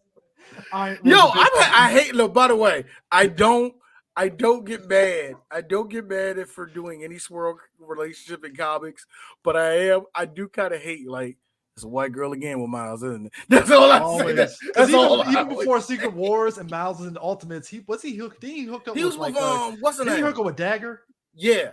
No, not Dagger. It was one of the other teammates on his the new Ultimates team. I know it was Bombshell. She was down bad, bro. She was like, I need a superhero team. Stage 9. She was stage 9 digmatized.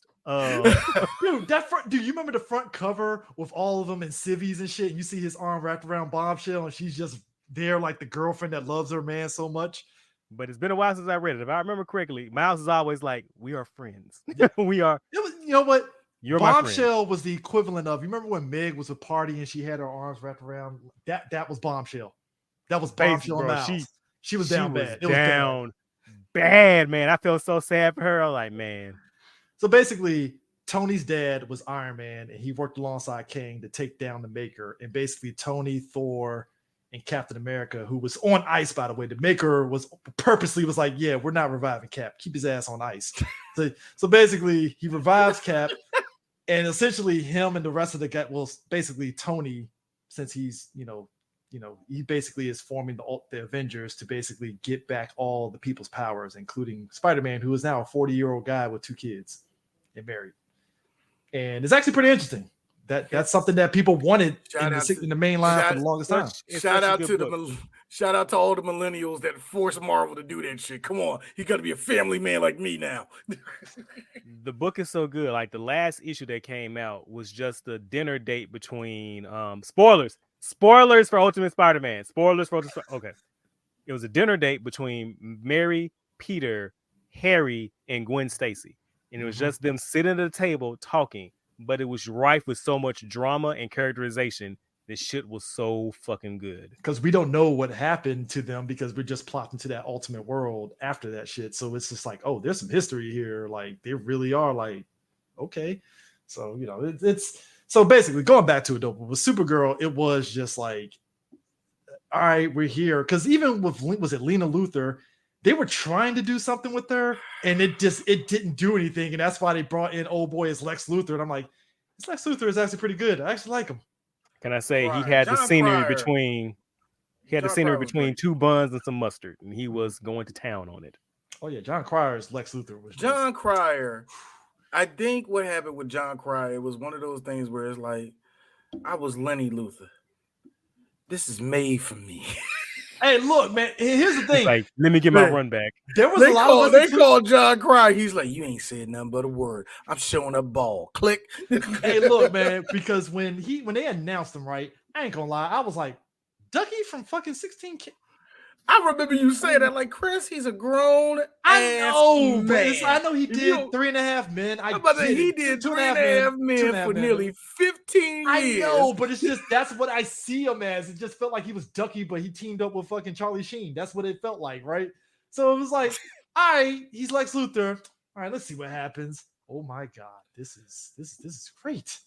I think I hate to say this. I think if it was on a stronger show, John Cryer would be getting work left and right. Oh yeah, because I think to me that was his little FU. I can act. I am good if you put me in this. I am. That's what it looked like to me, man. He was. It's a shame. Yeah, it's a shame that the material sucked ass, but he was great. Hey, exactly. You work with the material that you're giving because I felt like once they introduced my man as Superman in the 2nd season. That's when the part of me in the back of my mind was like, so is all the good shit that you were going to do for Supergirl going to get put in Superman and Lois? And it did get put in Superman and Lois because except that Lex Luthor. Now that Lex Luthor got Superman and Lois, watch out. Like it's which that's fucking Lex like from the hood, goddamn it. All the swag that Supergirl was supposed to get, it was like, nah, we're going to put it on Superman and Lois and y'all gonna enjoy that. So sorry. And I knew immediately as soon as they introduced Superman and they showed him and John Jones teaming up, fighting. What was it? It wasn't Metallo, was it? Was it Metallo? Yeah, I think it was Metallo. It was Metallo. It was Metallo. Yeah, it was Metallo. Which again, I'm shocked that show did that. I was like, all right, cool. And as soon as he came back, I think was it the Crisis on Infinite Earth with him and his wife. They having a kid and shit. I think that was Elseworlds. He came back. Elseworlds. He came back. Which one? Oh God! Because you had which one was the one where they had all the Supermans show up? That Elseworlds. One that was was that the Elseworlds? No. It was Crisis. Was it Crisis? Crisis? Yeah, Crisis had all the Superman. Brandon Routh. Brandon Routh was God Kingdom Come Superman, wasn't he? Yeah. Was that Kingdom Come? I don't think that was Kingdom Come. I think it was Kingdom all I remember was the great streak. I was like, yeah, it was Kingdom Come Superman. Now that was all of us was like, oh my god, Brandon Routh could be Superman if you gave him some good material to work with. Because Brandon Routh was so good as Ray Palmer, I loved how everybody went back. You know what? We were rough on him in that Superman movie. We were actually kind of mean. Hey, to people this dude. forget Brandon Roof was slumming it before Arrow because like he did Superman Returns. He did Dylan Dog, which was supposed to be it's based off a comic book movie. That was supposed to be something.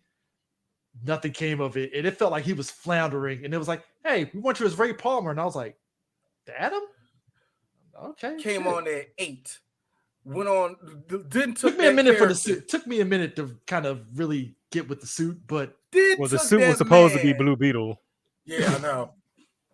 Right, you're right. One of the things I loved about Legends was everybody saying, any second now, Booster Gold gonna show the fuck up. Any second now. And like he showed up the last season, I don't even remember him. Donald Faison was Booster Gold. It was supposed to set up this arc, and then that's when CW was like, we're done with the Arrowverse. Flash is it. And I'm like,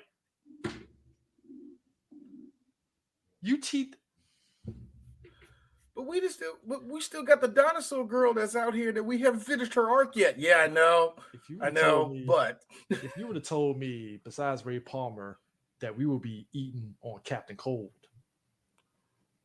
and that characterization, who was that? That was Wentworth Miller. Wentworth said, "I'm going to be my gayest and like he and woke obnoxious." Up, we woke up with violence and found a way to make that character go. Even Heat Waves. Oh, Heat Wave. I love the arc. I love Waves him. One-dimensional ass became Batista in 2 seasons. All of a sudden, he like this nigga actually can act.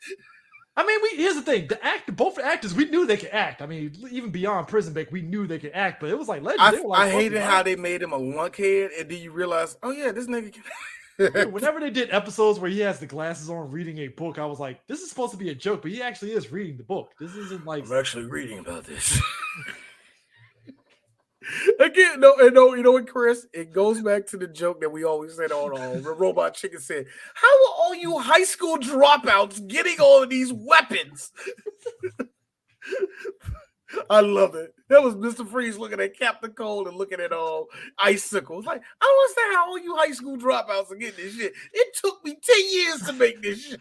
Robot Chicken really hyper realizes how many characters kind of intersplice with their power set, because it's like, oh, we got Mr. Freeze and Captain Cold over here, and we got a couple other people that got Freeze weapons. Icicle. It's like Icicle Jr., Icicle. It's like, hold up, time out. We got Icicle Jr. forever is a bitch to me. Blame Young Justice for hurting all of his stock with D. Like, I liked how at first I knew who Icicle was and it dropped this way. And I first knew about Lagoon Boy and it started right here and now it's all the way up here. Well, to be fair, Icicle Jr., was he in Stargirl?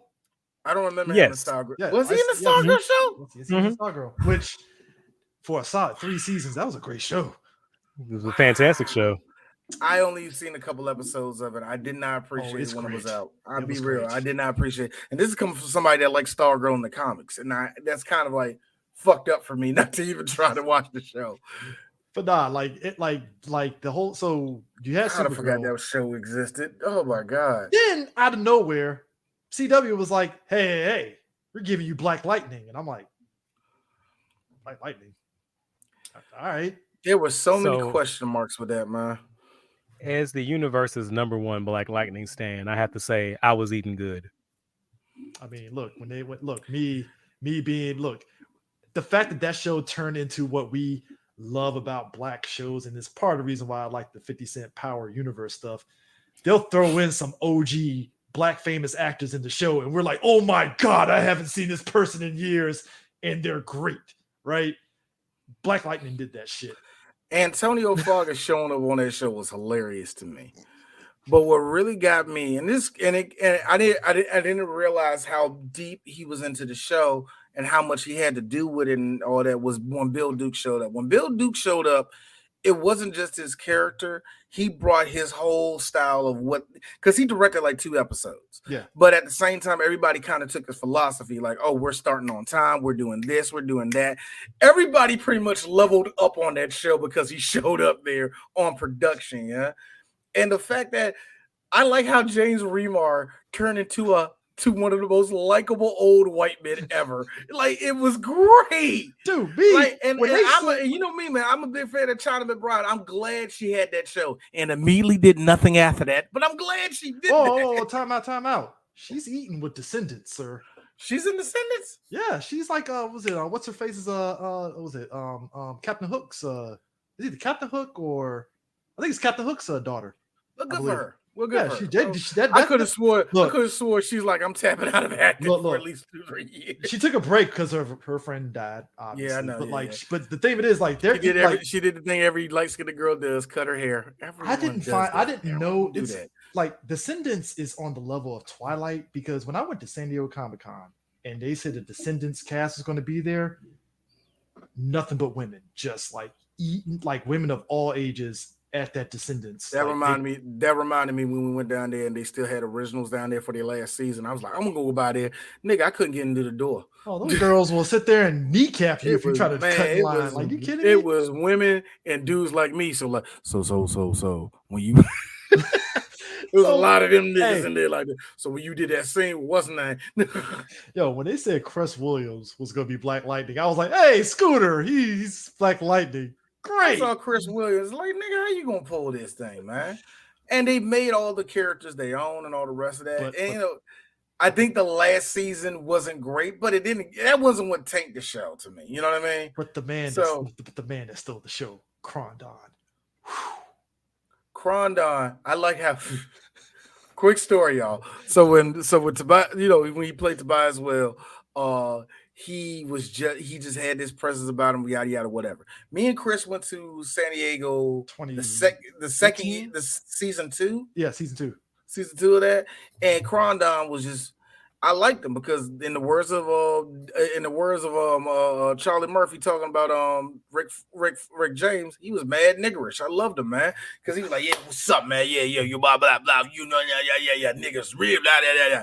So when I went down to Atlanta to see the filming of Black Lightning, and we're talking to all the people, this dude is shaking everybody's hand, normal voice. My name is Melvin. How you doing? I'm like, no, nigga, it's Crondon, but I'm gonna let that go. And I noticed when he was talking, it's like, why is he talking? Why is he using words? Why is he enunciating everything? Come to find out, Bill Duke had a deep effect on him.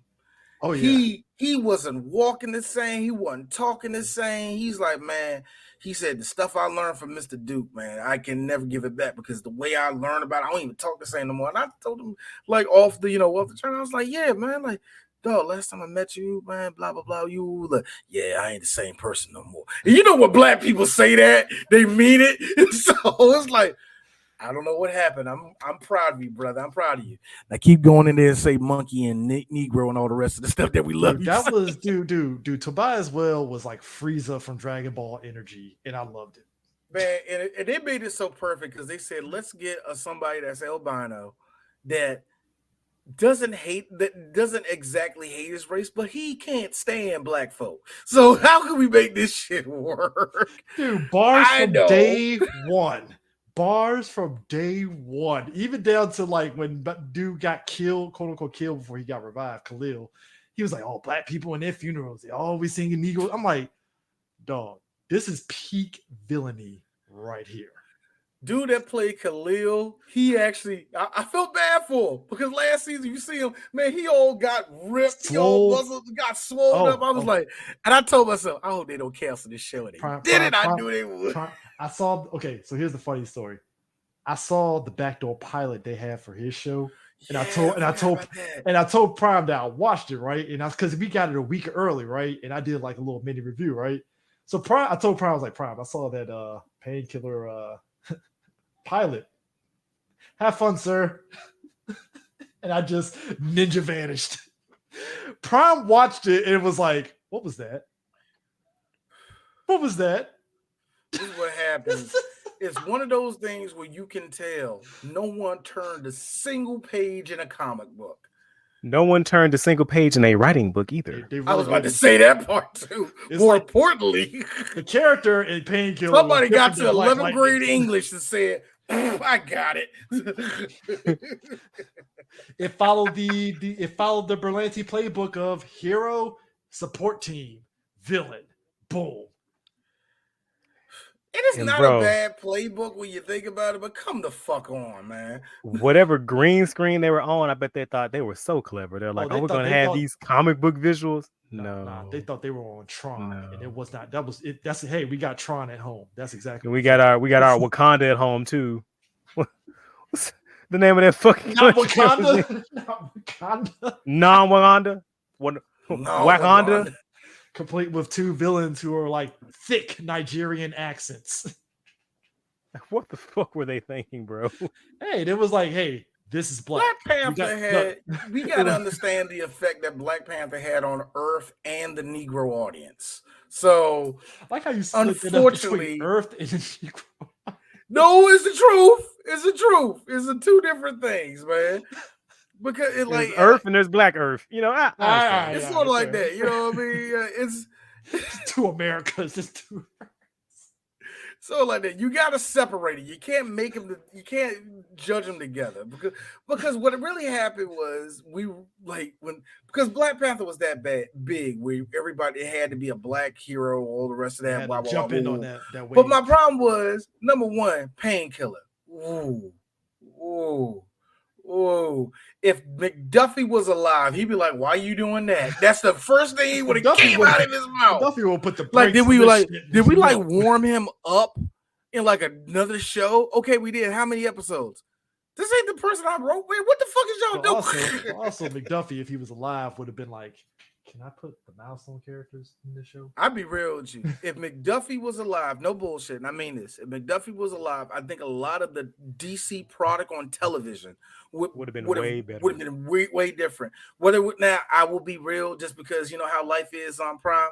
Would have been better. I'm gonna say yes, but I think it would have been a step up to what we have gotten, at least in the writing sense. You know what I mean? You can have something good and it just coasts. That's like, I have a feeling that Berlanti would have still had what he had when it came to the way the setup of the show was, but when it comes to the writing of the characters, you didn't have to put McDuffie to write episodes. Just have him there to be a consultant, and it would have been so much different. Black Lightning would at least have one last season at least to finish. But then again, Black Lightning would have done better. I think Black Lightning would have probably be the main one that would have done also better. Also, McDuffie would have basically put the screws to Naomi, be like, "No, we're not doing." And be like, "You would have killed that in the crib." I'm like, nah. He's going to be that person. He's going to be that person. He's sitting there reading the Arrow episode. Y'all did what to Mr. Terrific? Let me talk about that real quick. Can I go ahead? Go ahead. Okay. No, this nigga ain't gay. So if you're gonna make him gay, let's do it right. No. Here's the thing.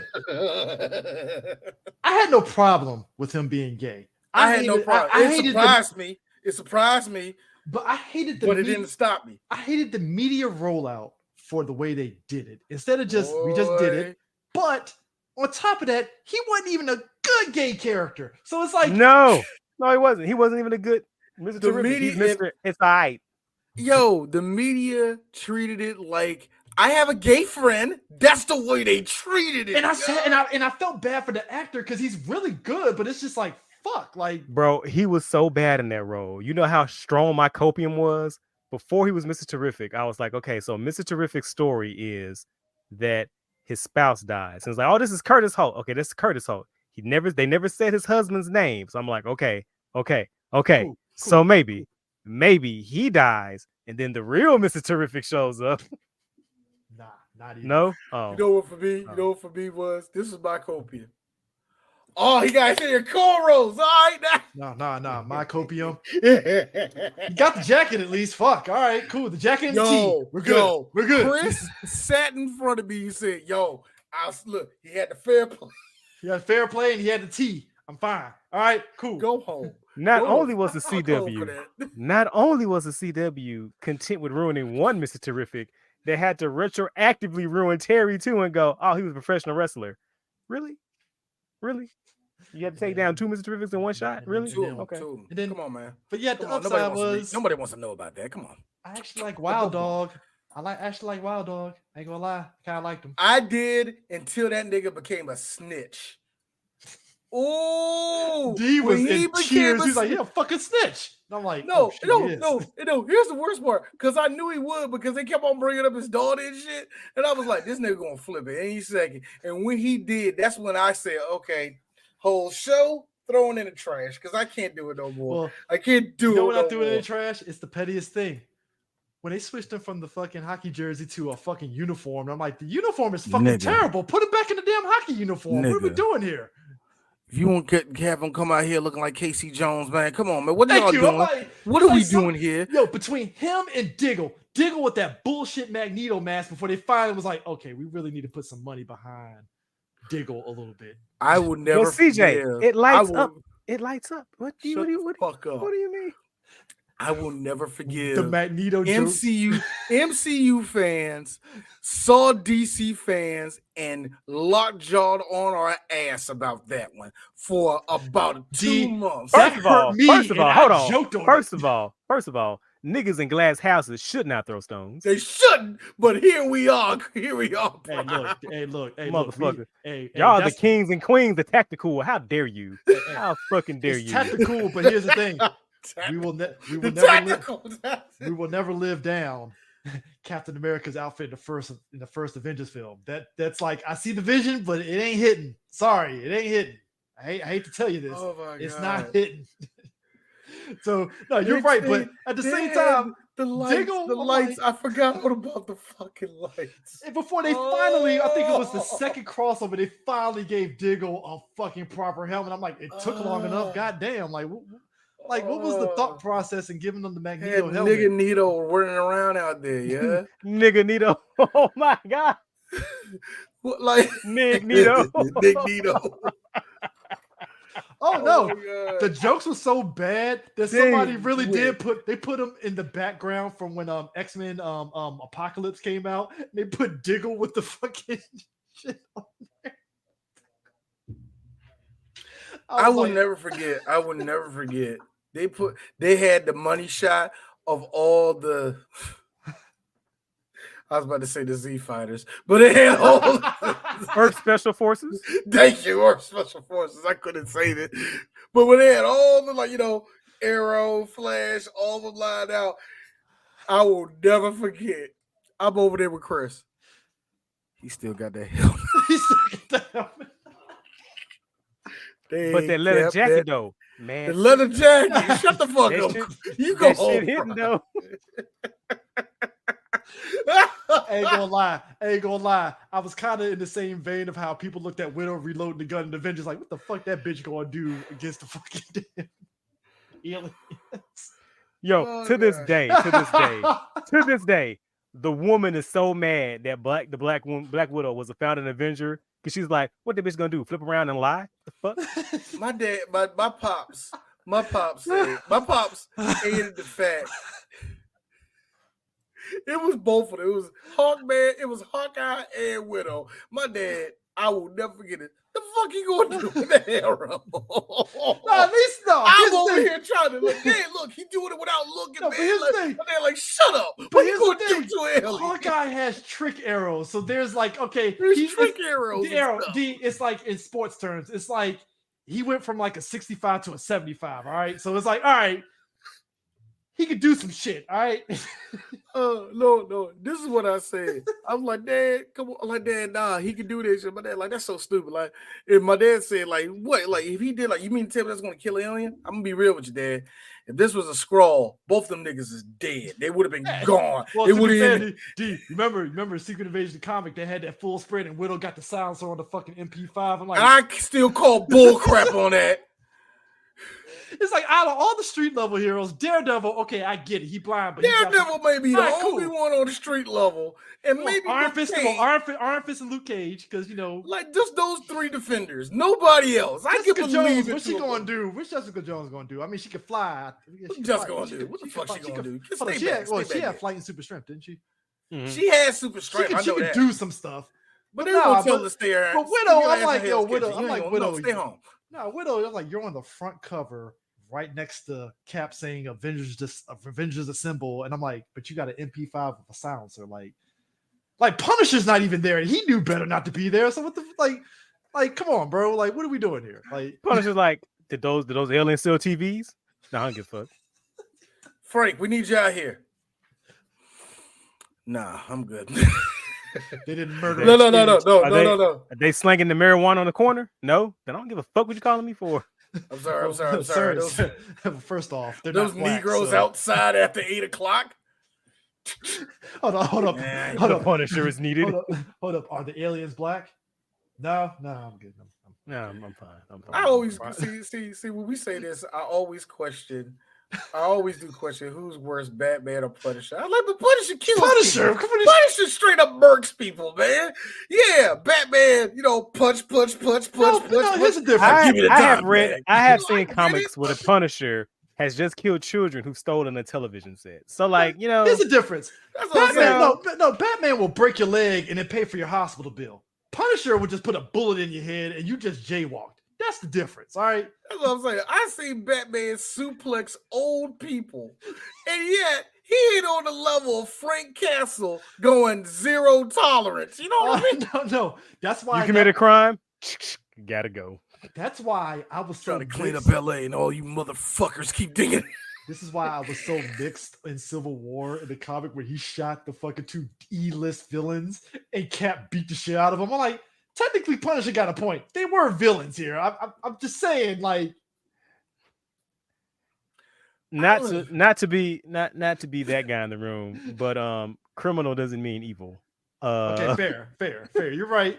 You're right. See, due process. No, that's you're 100% right. No, that's the Superman fan coming out of him, man. That's the Superman fan. I give Superman that. Superman. Wait a minute. Wait. He needs to go to court first. We can't do this. Yeah, and that was the reason why Captain America beat the shit out of Punisher. Like, bro, due process. What the fuck, man? Like, Still reminds me, and Chris, when Captain Sunshine dropped the Monarch off in the middle of jail, and Monarch came right out of jail. Yeah, this motherfucker never heard the word due process. I'm like, thank you. I hate villains. It's like, here's the bad guy. See ya. And flies off. And you're like, that's not how due process works. Which, ironically enough, that was a plot point in Arrow with Ollie running as mayor. Like, hey, bro, you threw them villains in jail. You were a vigilante. They probably shouldn't be in jail. Bobby Booey, how much speed is I am Arrow. I thought that was so stupid. Look, the whole Ollie being the mayor thing, boy, I felt that was grasping straws because they felt like they did everything wrong with that whole plot line, man. Here's the thing. Here's why it didn't work. Number one, and I'm glad they didn't do it. They were supposed to do a Black Lives Matter episode, and somebody in the right. I remember. And I still hold this theory to be true. Somebody in the writers' room was like, "Time out. Ollie is not liberal, so why are we doing this a Black Lives Matter episode again?" Or I feel like the one time somebody in the writers' room looked around, I was like, I need y'all to take a look around this room. Are we capable? Let's be for real. Are we capable? Look, they look at the one black writer. Don't look at me. I don't even want to do it. I only wrote like 3 episodes. I've been pitching the question since season 3, so I don't know what the fuck y'all looking at me for, dog. I don't want to tell you. When they said that, Montoya. And I will keep saying that until y'all kick me out the room. Renee Montoya. That's all we need to do. Nah, when they said that they were going to do a Black Lives Matter episode, I forgot there was a at collective. The height of it. There was a collective. Even Black Twitter, even the ones that don't even sniff superhero shows, like, time out. You want Steve Amell to be the. No, Freddie Gray's body wasn't even cold in the grave yet, and they was like, "We need to do this shit." And I really felt like the news getting out was them trying to, like, temperature check. Get the pulse of what the audience think. That should we go ahead and do this shit? Like, here's the funny thing. The room says no. Like, here's the funny thing: when it comes to doing any type of real life politics like that, you have to thank God they looked around and said, "Nah, we can't do it," because you have to do stuff like that correctly, or at least show it in a type of way to really enhance your story. You know what I mean? Now, to their credit, and now keep in mind, I'm not going to do this often, so write time and a date down, put the timestamp on this episode. Okay. To their credit, their gun control episode was actually handled pretty well. Yeah. I forgot that one too. Yeah. That could have easily been a disaster, but they showed some restraint. They showed some nuance. Now, my question is, after that, where the fuck were these writers during Batwoman? Where was that restraint then and there? Okay. So Batwoman, Batwoman was every bit Batwoman, upon watching the whole show from beginning to end. First of all, sir, you deserve a medal or a mental health checkup. D got through 3 episodes. To be honest with you, show up until Kevin Conroy showed up for 2.5 seconds.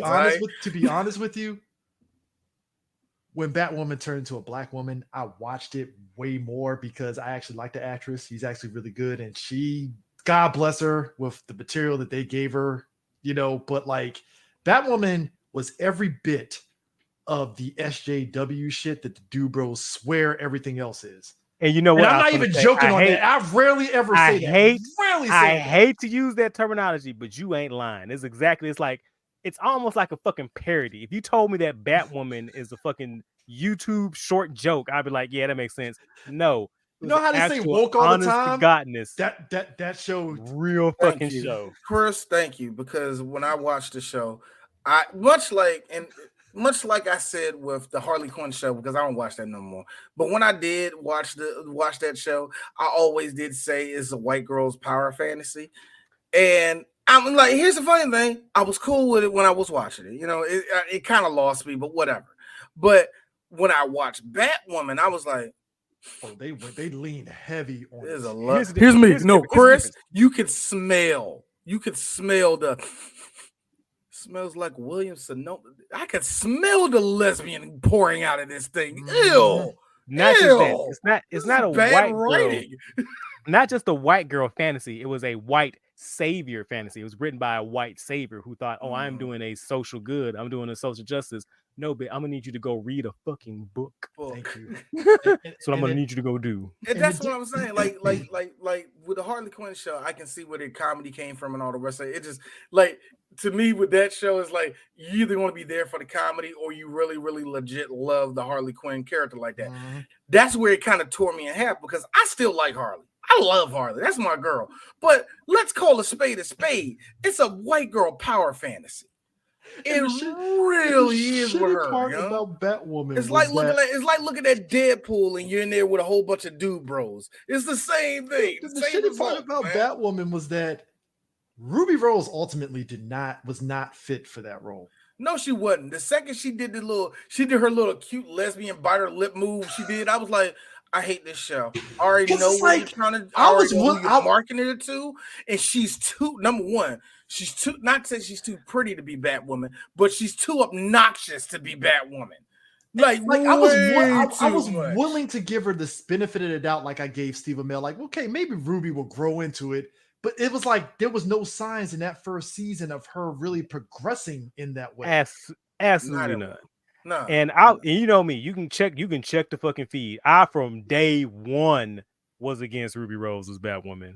And everyone was like, oh, but Prime, she was great in John Wick. She didn't fucking say anything. There's actors that directors know that they have limits because she was great in John Wick 2. She wasn't really that great in Triple X Return of Xander Cage. Oh no, yeah, and that's why I didn't. She wasn't great in Resident Evil either. So yeah, she wasn't Resident Evil. Sir. Nobody was good in Resident Evil though. Nobody. From the director on down, nobody was good with that. Those dogs are carrying those scenes, bro. I can't co-sign on that. You need to go home. You can't co-sign on that one, dog.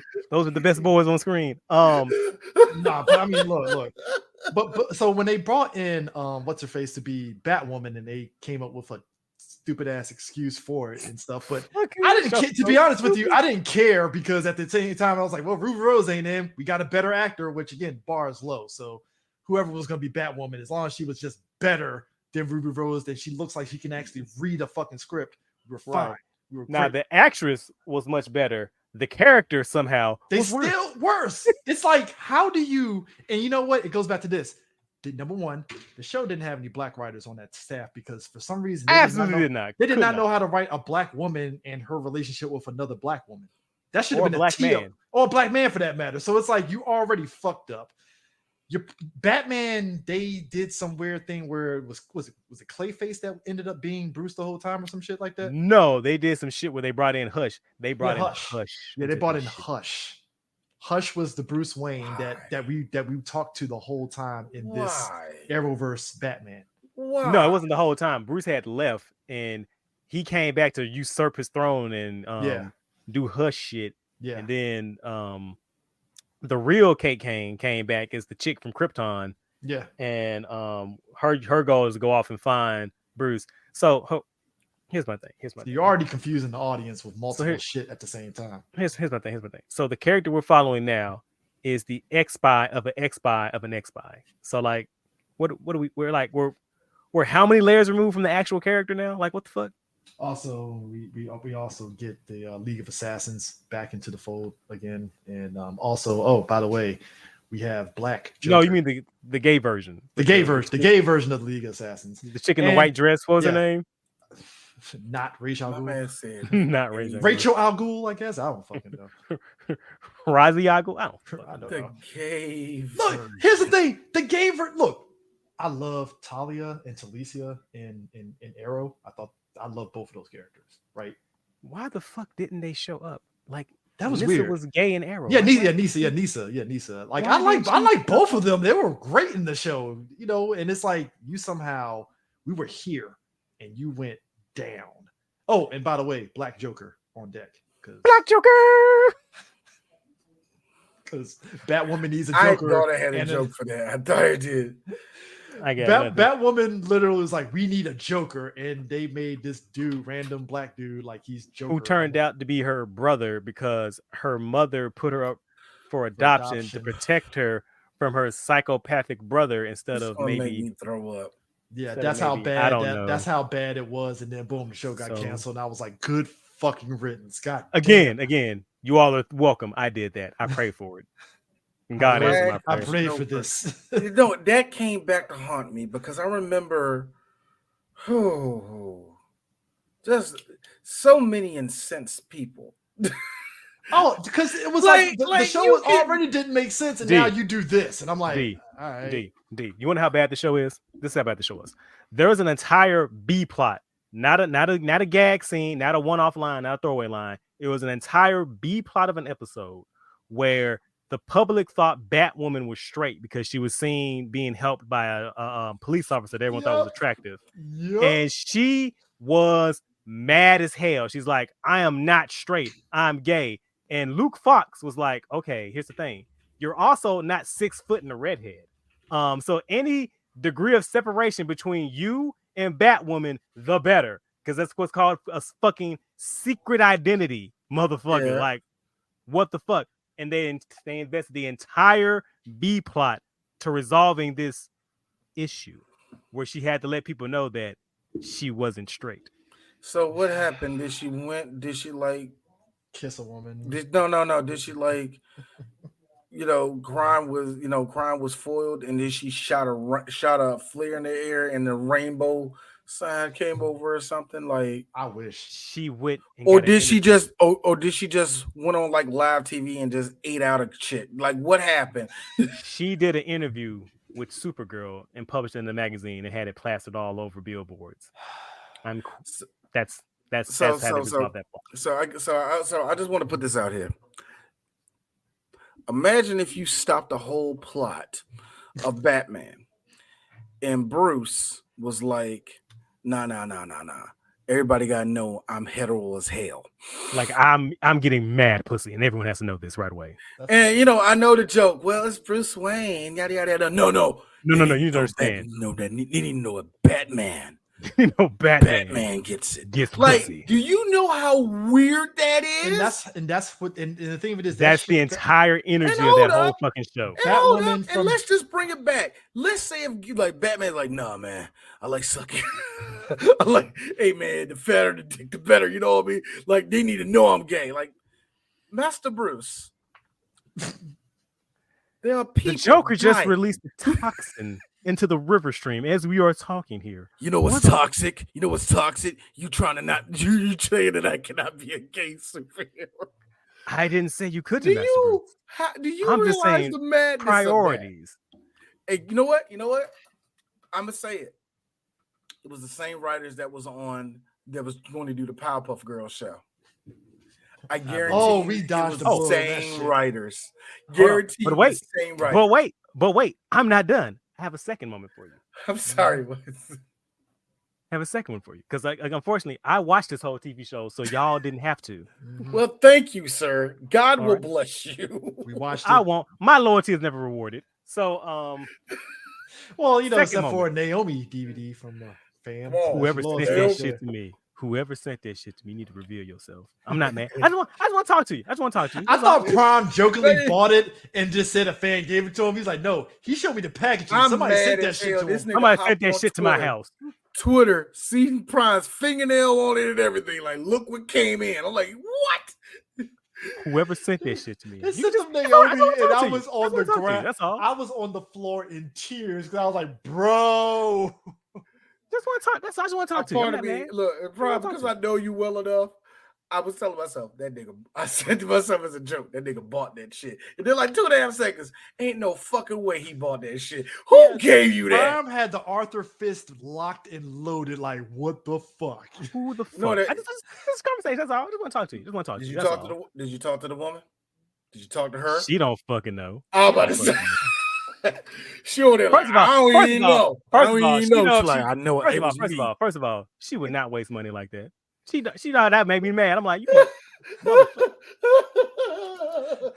See, that's love. When she tells you, I'm not going to buy Naomi. It's just Just self love. Self-love. Like, Yeah. she No, sent you there. It's like this.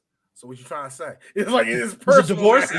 Is this a fight? Is your funny way of saying that I ain't doing something now? No, I'm sorry, we I having didn't this talk right now. We having this conversation. I've been like, yo, my bad, baby. I'll take out the trash. Fuck, like, goddamn, like. So you want to tell me about this? No. And this is how you know she did it. I don't know. Do you want to talk about it? That's how you know she did it. The fact that she went cross-eyed when you showed her that shit told you everything. Like, yeah, who the fuck? No, but what was the second moment, dude? The second moment. Second moment. So after an attack where the city of Gotham had was it a gas attack? Yeah, it was the And so gas attack. hospitals are flooded with people. They're injured, the sick, and the dying. Mm-hmm. The black Batwoman comes to the hospital because her drug dealing girlfriend is injured. Mm-hmm. All right, no, sorry, it was Batwoman who was injured. Sorry, Yeah. it's Batwoman who was injured. Her drug dealing girlfriend was trying to get her help, Mhm. and the doctor was like, "We'll be with you in a moment. We're sorry, as you can see, we're sorry because there are bodies everywhere in the hospital. The hospital is pure chaos." The drug dealing girlfriend pulls the doctor to the side and go, "No, I need someone to see my friend right now. And you know the medical care has biases against black people," and was going off on some white woman fucking this, that, and other better. And I'm like, bitch, we were just attacked by terrorists. Like, Sorry, there's a there are other 7-year-old. people.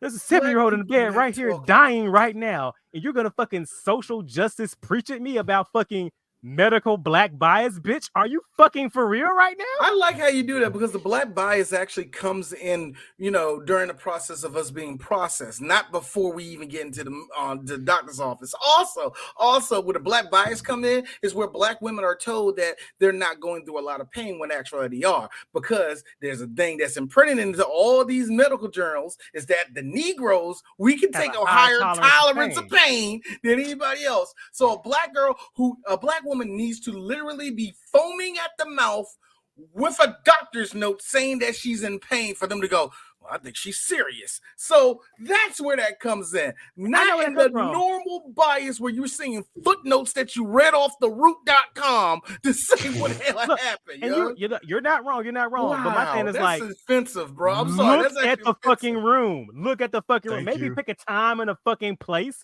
for that soapbox to go up, motherfucker. Like, it doesn't make sense in the context of the situation going on. Because as a dude that worked at a hospital, if you are going to sit on a soapbox, you know what we do as security? All right, you done? You done now? Okay, come on now, man. Let's get out. Like, you got to sit right there. I'm sorry. I know. The healthcare system suck, baby. Pick your gonna have fucking to John wait. Q moments a little better. Is all I'm fucking saying. You know what I Did mean? she at least shoot in the air? Did you at least pow, pow, pow, pow, pow? My friend needs help. Did she do that? You know what I thought was hilarious though, but it was on point. Robin Givens is revealed as her mom. In the words of Milhouse and The Simpsons, we're beyond the looking glass now, people. I saw Robin Givens in the show, and I was like, "Oh, that's her mom." Huh. Here's the thing about Robin Givens. All right. Robin has always been what I call serviceable. So shut up. I wasn't even call her bad. All right, Jesus. I didn't even call her bad. So she's serviceable. It's cool. It's great. Yo, you need a pretty chick to show. You need a pretty black chick to show up. Come on, Robin, get your ass out here. You ain't Layla Rashawn, but I'll tell you, it wasn't pretty. Somebody at DC was like, all right. Normally, when you greenlit a show based off a character has to at least have a measure of history, right? Like it took a minute for Miles before he finally got into the Spider-Verse because he found, even in the video games, because he actually built up a history of like, besides just rogues gallery, but just stories. Games. It took 2 games for him to get his yeah. game. But even in the comics, it took like what 6, 7, 8 years, 10 years, basically. It took a minute. Somewhere around that time before he finally got something, right? So WB was like, all right. We did good with Black Lightning. What's another black character that we can do? Now you would think logically, okay, Static, because that's the logical step. Vixen. Static, right? Firestorm. Vixen. You have Vixen in Legends of Tomorrow. You set it up because of her great grandmother or whatever with the totem. You set something up with it, they kind of like did that, and I know. That's all I can say. But you have black characters in DC that you could probably get some seasons of shows out of. You know what they went with? Naomi, a brand new character who just debuted in comics and only had like 2 issues up until they announced her getting the show. And I was like, how do you do a show now, a character that just... Do you know how many characters she had to walk by? They had to walk by to get to her. There's a lot. All right, we're gonna have to do some gym. All right, guys, we can Bumblebee do this. Still. All right, guys, we can do this. We know that his name is Diggle, but we can do some bullshit. We can do some bullshit and still make this guy a Green Lantern. Let's use Naomi. Got it. Let's go. Let's go with her. Like. That was still funny. I mean, they said we could do that. We could, but why? Why would we do that? Why are we doing that? Why are we doing that? It's the Ian Malcolm line of your scientist was so preoccupied that you didn't ask if you should. Thank you. That's exactly what that was. My thing is this. What is wrong with John Henry Still? What is wrong with him? Is this something that I'm not seeing? I mean, you're right. He is too base. Is this thankfully he's in Superman and Lois. So Yeah, yes, yeah. It's great. It's fun. Hey man, look. Take your victories. You know what I mean? Yeah, we'll take the victories. I'm taking it. But it's just Static was like right there. It's right there. I mean, I'm like, and if you wanted a female-led show, I'm like, Dr. Light? Like, what are we doing? Like, what's going on? Wasn't Dr. Light in the Arrowverse? I forgot who she was in. Was it Flash? A version of her was in Flash. In the Flash, in the Flash. Yeah. Which, side note, did y'all love when they did like the evil Earth, and it was like the evil versions of all the villains, and they showed the evil Hawkmen, and I was like, I see what you did there, show. You thought we forgot about the Hawks, and you put them in the show. It's great. I hate how DC does this better than Marvel to me, where they will take your most like you said, on the ground, hurdle to jump type of thing, and everybody be over it. Teen Titans Go do it by putting little Easter eggs in the background. You'd be like, this is so stupid. Hey, look at that picture in the background. I like Killer Croc, and you just be over that shit. So you can do the minute thing and just mention people, and we'll be like, oh. Nah, these niggas said we're gonna do Naomi, and the character is gonna be runs a Superman fan site. Okay, help me, because D knows nothing of Naomi. I know nothing of her. All I knew was they picked the first Negro they saw, and they said, let's give her a show. Well, I don't know nothing. She's a Bendis character. That's all which means if you know how Bendis writes black characters, so let me guess. It's his vision. Yeah, it's his vision. His vision. But unlike Miles, where it looks like somebody told him no in certain things, which is why Miles is what the character he is now. Naomi, they just said, do whatever you want, Bendis, go for it. And it's like, so all right. Is she just a version of Oracle that can walk or something? Like what does she do? Think Rogue, and then she has energy manipulation powers on top of that. So I'm talking like Rogue 90s Rogue that had Captain Marvel's powers, but then she also has energy manipulation powers on top of that. She also has dreads and doesn't wear shoes. We're hitting all demographics here. As you said, we're through the looking class people. I'm just mad that she said she has them shoes. I'm trying to think of a way. The fact that Prime emphasized that, but he's right. Bitch ain't got no shoes, yo. Like, I don't know how to make that clear. There ain't no sneakers down there. She's out here barefooted. That's all I'm trying to tell you. I ain't gonna lie. I got a question. Wait a minute. Hold on. I thought that's what Prime was pissed off initially DC on the show because she wasn't barefoot. She had tennis shoes. Like, how dare they do? I thought that's why he was angry at first, but it was like, nah, the show is just bad. It's terrible. What Detective Comics city is she in? She's in Portland, Oregon, sir. Dead ass. That's where the show takes place, Oregon. Ain't nobody up there black except the Portland Trailblazers. So how the whole crux of the show is I still think Clyde Drexler got a house up there. But look, he had 9/11 truther. Living in the woods. Oh God, are you serious? Yeah, she gets the powers from some mysterious alien object. I'm gonna say aliens. And the whole show is literally her trying to figure out the origin of it. And the one scene that everybody picks out, like, what the fuck is this, is when she flies. And it's like, what Adobe Premiere Paint.net, sir. Paint.net did you do to... you know how when people fly, there's like a sort of like your look to the character when they fly, right? I swear, it looked like she looked very bored when she was flying. They just did the snippet tool and just drag. Just look like this when you're flying. You know who's an underrated character that a lot of people don't talk about? We don't talk about Rocket and how actual important she is to when it comes to black superheroes. I just want to mention her. Could have Rocket. Could have Rocket. Could have Rocket. Black girl who is a surgeon. Not a surgeon. Single mom surgeon. Single mom. Yeah. You know, you could have done something with this. Or you know what? If you thought that maybe you couldn't do anything, you know, powers and all this shit is expensive, you could have done Anita Fight from Young Justice, who had her secret agent father, or you could have made him a cop in the show. You could have had a dynamic between her and him, and her living in were they from Narlands? What was Anita's? Maybe. Anyway, you could have did something with her. She basically just been a fucking voodoo ninja. I mean, you know, could have done a lot of really cool fight scenes. You know what? Could have been a regular cop from Bloodhaven. As much as they tease Bloodhaven and Arrowverse, might as well. You think they would have? That's why I looked at you funny when you said Portland. I'm like, nigga, not Coast City. That's the thing. Not like, Happy Harbor. And if we're pulling new characters, I mean, I've always said the Silencer has a great set. That could have been some cool shit you could have done with. Onomatopoeia, man. I mean, they gender based and race swap that person for Superman and Lois. You could have, you know what? And I'm like, you know what? I'm not for it all the time, but you know what? You could have gender been static. You could have. Well, I don't know. Could have. I don't know how you're gonna do it, but I'm just saying. You already got a contingent of folks that was like, they killed Chadwick Boseman. So, like, you gender bend static, then people are gonna be like, "Where's my male representation?" And they're gonna lose their fucking mind and act like black men are being exterminated systematically. I forgot they would have. They would have lit. Now, here's the thing. I'm joking about that. People would have watched the show, boy. I'm joking. So see, here's the thing. I'm joking about that, but at the same time, it's like, yeah, I kind of get the anger because it's like there's too many black women in the DC universe that you could have did to do that. Like, it just there's way too many, man. That's no excuse to me. But nah, it's already bad enough they gave.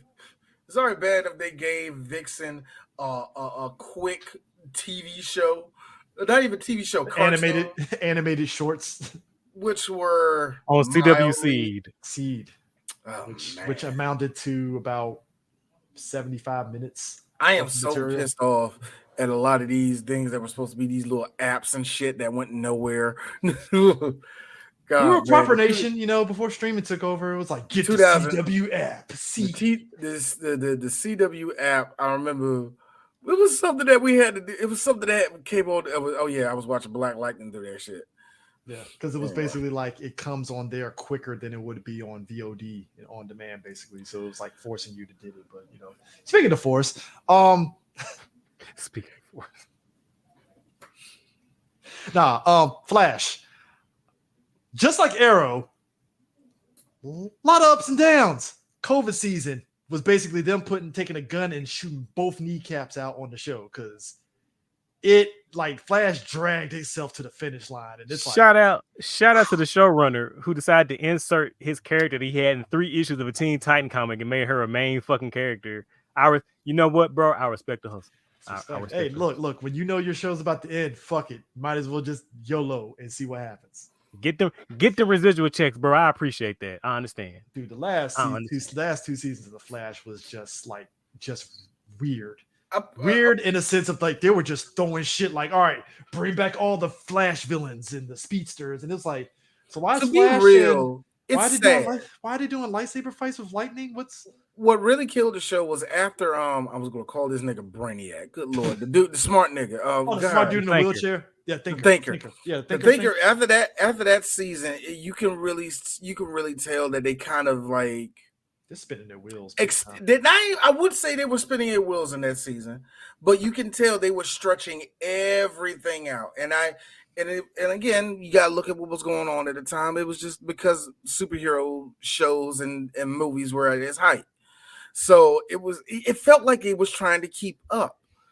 And by the time, like you said, COVID killed it. COVID really killed it. When you're in a bad spot and you need that jolt, it's a Thanos meme. You couldn't live without the failure. So what does that mean? You back to me. They brought back Eobard Thorne by hook or crook. They were like, all right, he's the villain. And I'm like, all right. I mean, I guess if you gotta go. And it's actually sad. Bring him back. And it's actually sad because when you outside of Legends, Flash didn't deserve to go out like that to me. It did. It was weird. The decisions, Flash kind of being relegated. And you can be real. It probably went on 2 seasons too long or whatever you want on that. Yeah, that's fine. And I actually will agree with that. But the way it went out to just it was done. You know what I mean? Because even the finale, it was it ended on all right, hope for the future, and Flash got his birth of his kids. Cool. All right. Because and also just real talk, the audience is probably worn out because there's so much what happened in the future, what happened in the past, and you're going back and forth, and it is you can only have Barry break the fucking universe so many times until the audience you can keep it up with a comic book, all right? Comic book people will read that shit forever. Especially you know what I mean? But you can't do it on a television show. You just can't, man. Especially the shit with Despero. That was weird. That was a weird that Apocalypse. It was called Apocalypse. Right? Armageddon. That was a weird crossover thing because they started going into different types of types of forces, and it's okay, you're doing some stuff that comic books do, but it just felt wonky when it came down to it.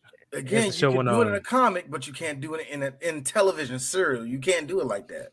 And I think one of the things that really hindered is, like you said, there's only so many times Flash can break the sound barrier, and there's only so many times that Barry can keep learning the same fucking lesson. And that shit became a meme. That shit. Yeah. I'm gonna fuck up the timeline again.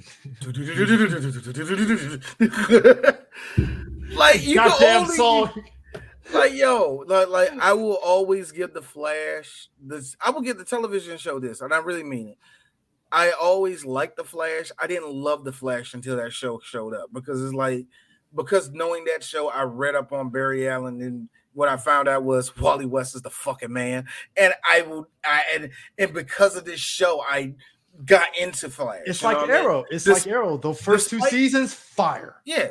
Despite me knowing what the Flash is, and despite to this day Flashpoint Paradox being my favorite DC animated movie, I still didn't respect the Flash like that until that show came out. And I remember when we had a show about a long time ago in Prime, you dropped that on me, and ever since then it may have fucked it up, but at the same time I appreciate it. You said if you look at the whole first season, remember that was all supposed to be a movie, and they split it up and they stretched the shit out, and that's why the first season was, despite it going like a roller coaster, you were like, this is stupid. What, man? Wait, whoa, who was what? What? Yo, you mean to tell me he's actually Dawn? Like, you were excited to shit. And after that, yeah, it was going to go down a hill, but at least it kept up the momentum until about the 5th season. Because I love the 2nd season with Solomon and all that. And I was like, oh shit, this is all right, cool. Y'all doing some crazy stuff. And I think one of the victims of the Flash that I kind of hated was Kid Flash, the actor. And it felt like, wow. And obviously I don't know if it was the actor's rationale for wanting to leave the show, but it felt like once they had Kid Flash, they were going in one direction, and then they realized maybe they just didn't want to go in that direction. And it was like, all right, well, we're just gonna still stick with Barry instead of I think a lot of it was also the actor. I think they wanted to step down.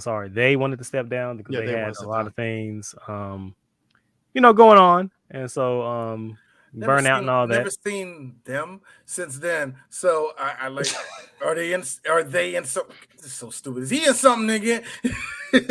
Not that I'm aware of, but yeah.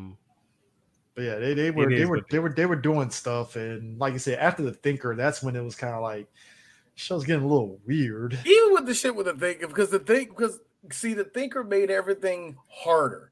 And the harder you make these villains try to outflash the Flash, it kind of made the stakes so high to wherever the next thing was going to be, it was going to wear out the audience. They do stuff like, I saw the audience getting worn out through the whole season of the Thinker. Well, you know what? Remember the Thinker like mid-season started walking? We was like, yo! Here's what it got weird. I was telling myself, oh God, I'm tired. But here's what it got weird for folks. It was how they handled Elongated Man. Like the actor in real life, he did. Okay, I'm not gonna make light of what he did. It was basically like, I think he groped a chick or some shit, right? No, he just had some really off-color tweets. I thought he groped somebody. Okay, he said some off-color tweets, right? Now, he just had some really bad tweets. It was bad tweets, but it wasn't recent or years? Years ago. Matter of fact, I think James Gunn had worse tweets than he did. Yeah, so basically he tweeted something years ago and everybody was like, oh man, why did he tweet that? And they did the thing of where they overreacted and fired him. I'm like, whoa, guys, you could have just pulled him to the side and be like, bro, are you still tweeting like this? No, okay, cool. They overreacted and fired him, and I'm like, whoa, why would you? No. I was about to say, if he Gina Carano that junk, it would be a whole different story. If he was like, nah, fuck him. If you look at the time period, he just said some white edgelord jokes that wouldn't land today, and it's like, okay, cool, fine, whatever. I don't give a shit. Like clearly, if you look at his Twitter now, he wasn't saying that shit. So it's like look at Twitter. James Gunn has said worse shit than he did. It was basically like, if he's not doing this shit now, why are we concerned with what he said some shit 6 years ago? It's one of those things that we still like. I feel like a lot of people still haven't learned that lesson yet when it comes to Twitter.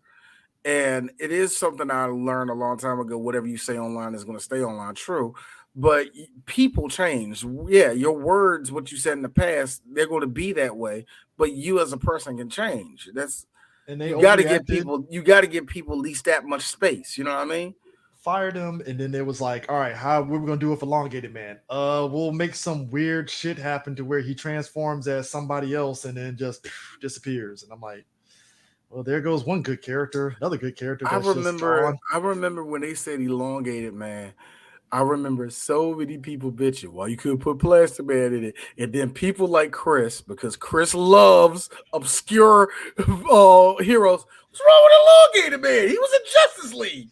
Like, hey, that's what made the joke funny. He was like, you were fighting people online. Like, that's what made the Booster Gold episode of Justice League Unlimited, right? That episode was fucking hilarious because I think it was Plastic Man and Elongated Man. I think they name dropped Plastic Man and they had Elongated Man. And I think Booster Gold was like, they took Elongated Man, but not me. In the end of the episode, Elongated Man apparently, because it was like this evil Thor-looking character that they were fighting, and apparently Elongated Man defeated them, and it was like, oh man, good job, Elongated Man. And I was like laughing. I'm like, bruh. I just remember Squeaky Wheel.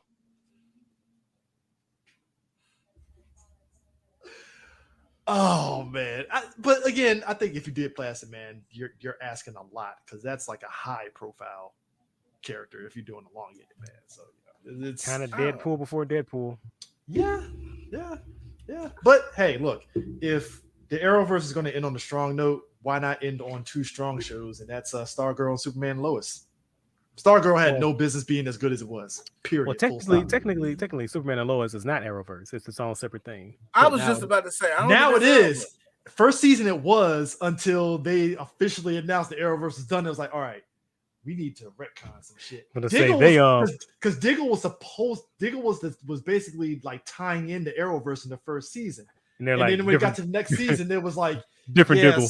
Yeah, different Diggle. After was it? What was the last crossover? I think it was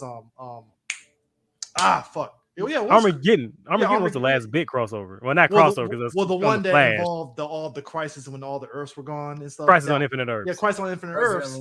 That was the one where when they got to the second season of Superman and Lois, Diggle was like, yeah, things have changed. And it's like Diggle got like cornrows and shit, and it's like way different. And like everybody was like, so is Superman and Lois in the Arrowverse? And that's when the show officially was like, nah, we're not in the Arrowverse. They're like, nah, they exercise that like a cancer. Like, no, we're good.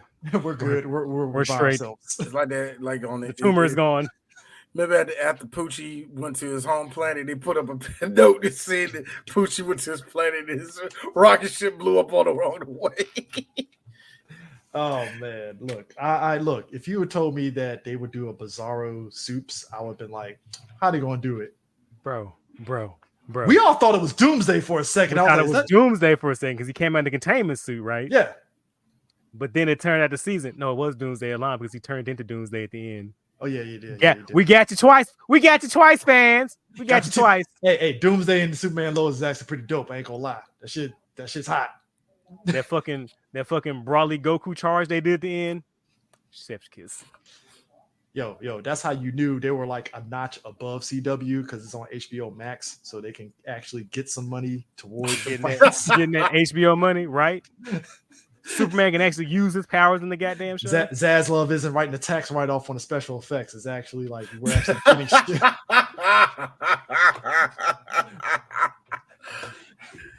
It's messed up, man. Dude, it's the truth. I mean, that's look, the fact that Superman Lois is even in the position that is in is crazy. But like Stargirl was the one that was like the dark horse of being a surprise, because like I don't think people was really expecting much out of it, just because at that point the Arrowverse and the Berlanti thing was basically dying off in a way. So it was like Stargirl. The fuck? I feel like everybody gave up on that show pretty much before he even started. And, and Stargirl being who she is on a roster, I think, people, it is the one stupid thing. It's the one stupid thing. I hate how people always prove to me that the Batman rule is not a wrong thing to fucking do, because y'all motherfuckers never show up for anybody else. So it's like, I felt like everybody just gave up on it, because I remember a couple people who even knew comics like, why they giving Stargirl? Why they giving Stargirl the show? Because I don't blame John's waifu. Like, I don't blame it, but at the same time, like, it kills me, because we'll complain that, oh man, it's a character I will get, but if Batman showed up, y'all be in y'all feelings, stupid. When you gonna give us a different character? So it's like they keep proving y'all wrong, man. As somebody that didn't know about Sportsmaster till Young Justice, and I was like, I love Jason Voorhees Sportsmaster. Give me more. Like, boy, look, you could tell you should never show me that shitty father. And he was amazing in Stargirl. Boy. Oh, yes, he was. They kept that energy up in that show. So he was a piece of shit in that too. Oh, yes. Thank you. I just want toxic white men to have jobs. Yo, when they put him in Young Justice, I was like, Sportsmaster, what the fuck? Oh shit, he actually got hands. I like how that nigga. I like how Sportsmaster in Young Justice pretty much told Amethyst to her face, "Your mom was a bitch, and I don't like your sister. And if you ask me for anything, I ain't gonna lie. better not be when I'm drunk." Ain't gonna lie. The balls on him to put his dick on the table and look at Deathstroke like, yeah, you Deathstroke, but you ain't shit, and shoots at his ass. I'm like, well, all right, we got a game.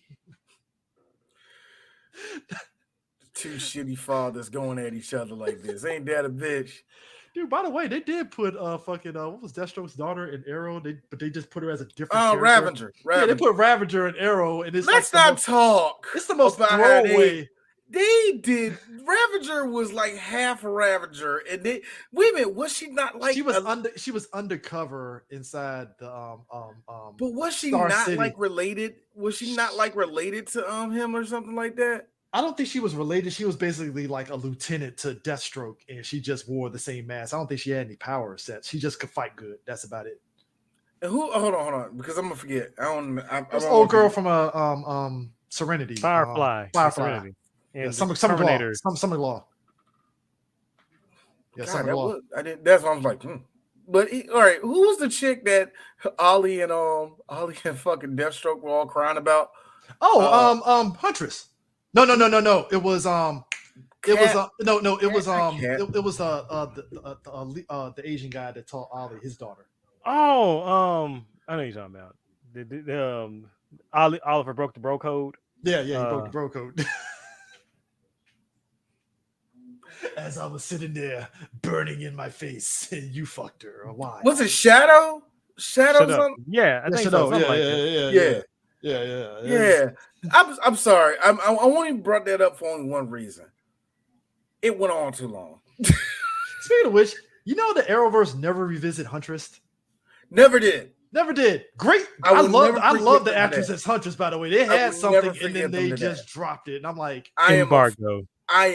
She got embargo. She got embargo. Wow. Bat Family. Why? Because she's part of the Bat Family. Okay, cool. All right, fine. There was room, but I'm not all the way mad at that. Then there was rumors that she was going to come back for the Green Arrow and the Canaries. See, it was fun seeing Mark Hamill show up doing Trickster. Yeah, shit, it's great. Shit like that is fun, man. You know what I'm saying? So that kind of sucks. Like, I kind of like them bringing in the other Flash and the Stargirl to kind of keep that continuity in a way that Stargirl's on another Earth and such. Mm-hmm. Like, I actually thought that was great because again, it was like the Justice Society. Like, I was like, oh, they got Iron Man. They actually put Our Man into this fucking show. Our Man. Speaking of which, I was just watching that God, what movie was that? Whatever the animated movie that came out. Oh, Crisis on Infinite Earth? Yeah.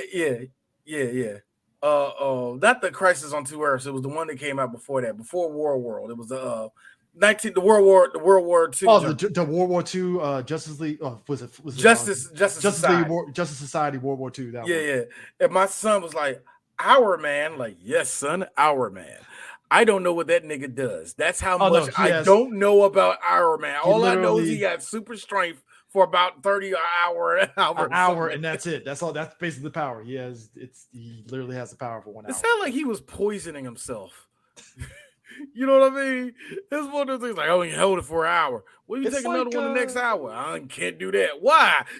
Brian remembers this. You remember in the 90s Spider-Man show, they brought in the Silver Age World War II heroes to fight that fought alongside Captain America. They had little rings and stuff that that makes them superpowers and stuff like that. That's what they were doing in that show. Just in terms of like, hey, know your history.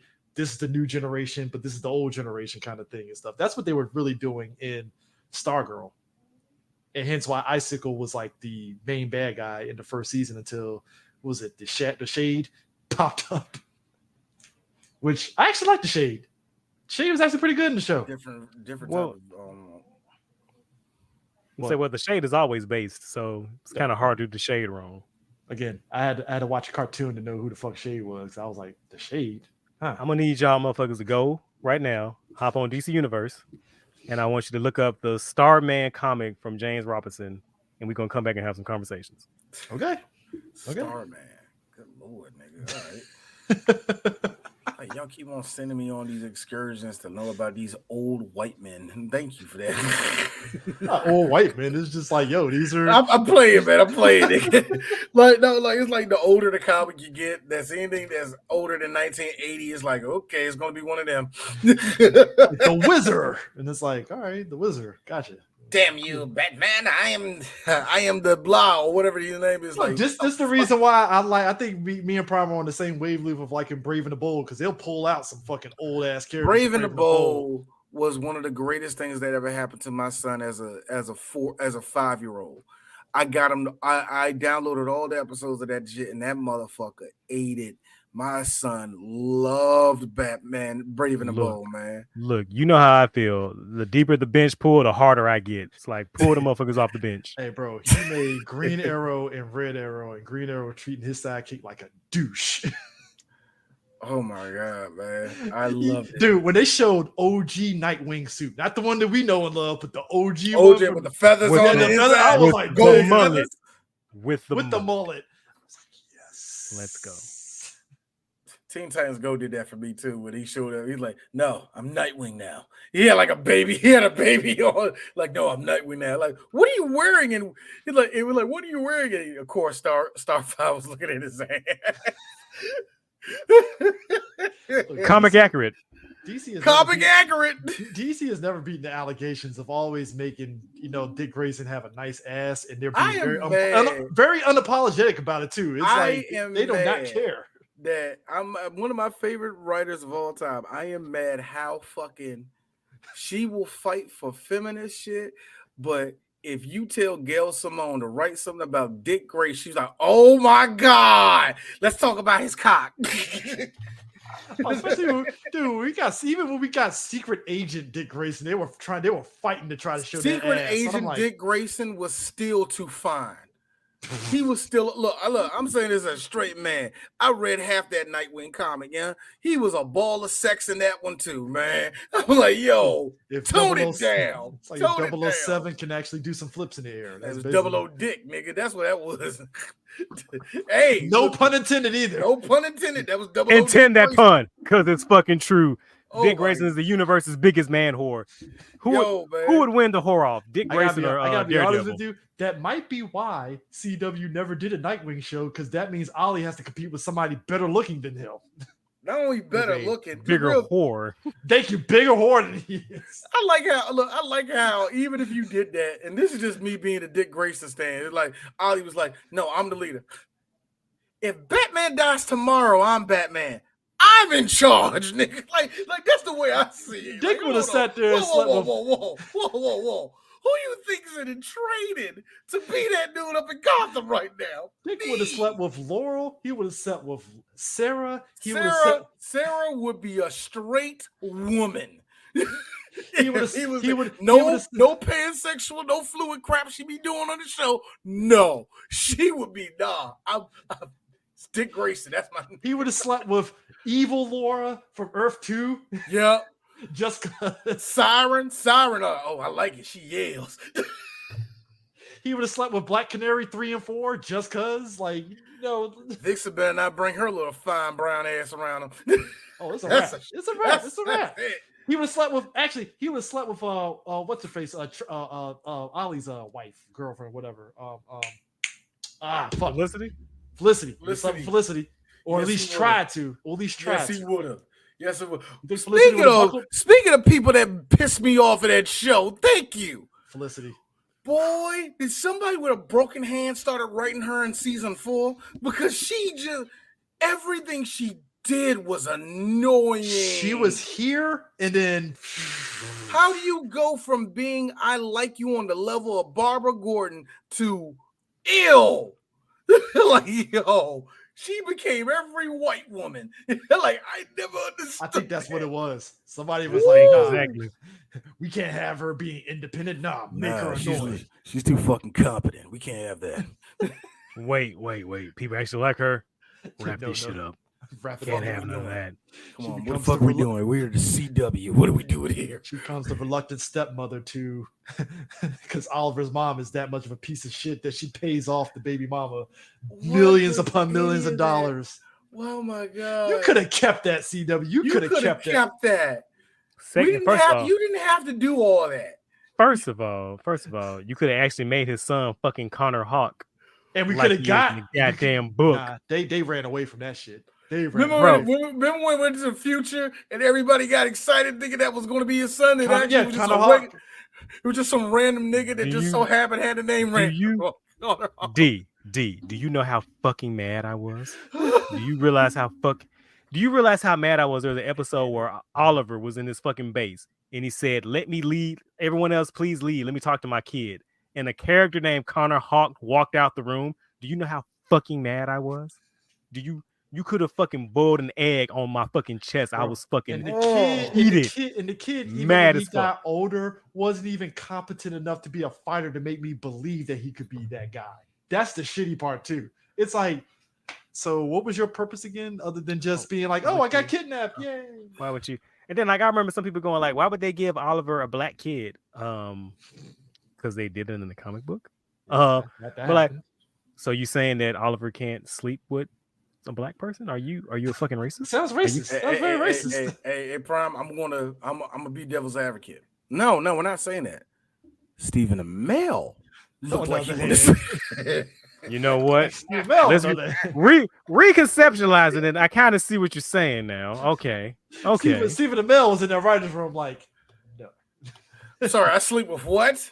A black woman. What's her shade? No, he just says, "What's her shade?" Hold on. Holds up a fucking paper bag The car. darker than this. No, wrong. That's not gonna work. Wow. Can we get her That's not gonna looking? be for me, Hold on. Is in my contract? He's the guy that will literally be like, so can she look like, Grant's daughter in the show, That Light? Can we get that? Is it possible? Can we get that? No, they may be 2 shades too darker. She got a little lighter than that. I gotta be like this. I don't know what we're gonna do, but I gotta be in the casting room when it happens. Am I allowed to do? Is there a line? Am I going to get Me Too'd? Is that going to happen? Oh, you know that happened on that show at least 4 or 5 times. Somebody said that on set. Of course, because John Barrowman was on set. Somebody got Me Too. Let's be real. Hey, look. We love John Barrowman, and he chewed the scenery as Dark John Arrow. Barrowman. Like he was great. I love John him. Barrowman knew this was going to be his last big thing. He knew. Doctor Who. Well, Doctor Who, I forgot about that. Yeah. This Actually, wait a minute. I was saying. Oh yeah, it was that. Look, put it this way: he knew that. Hey, I'm surfboarding this shit, nigga. like, yo. Hey, even his surfboard was still primo. It was still good. Like there are actors that can coast. Oliver. I can be straight with a twist of gay. Like that's how good he would. That's how he would. That's how he acts. That's your son, huh? Interesting. Couldn't be me. As I plug, Got caught slipping, did you, Oliver? As I put 2 arrows in my son.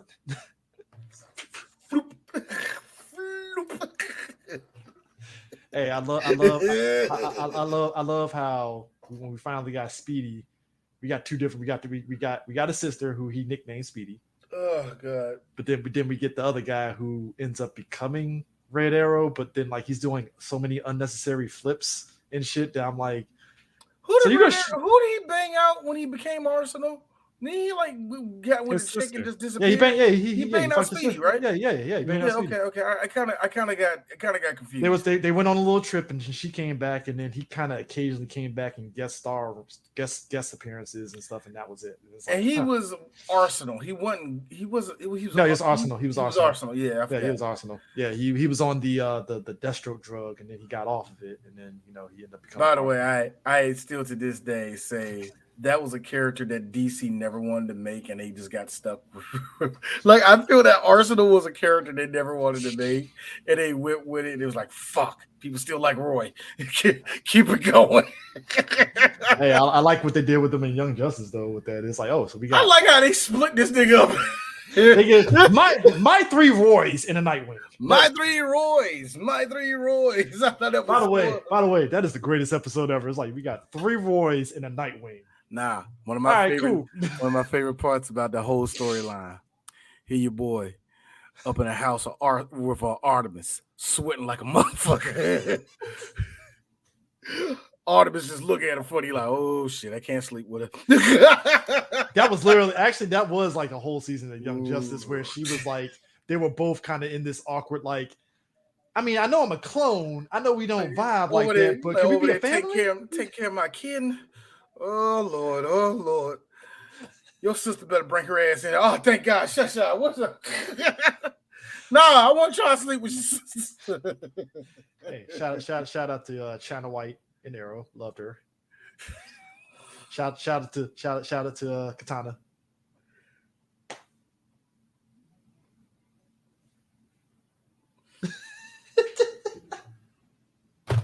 I have nothing. I forgot Katana was.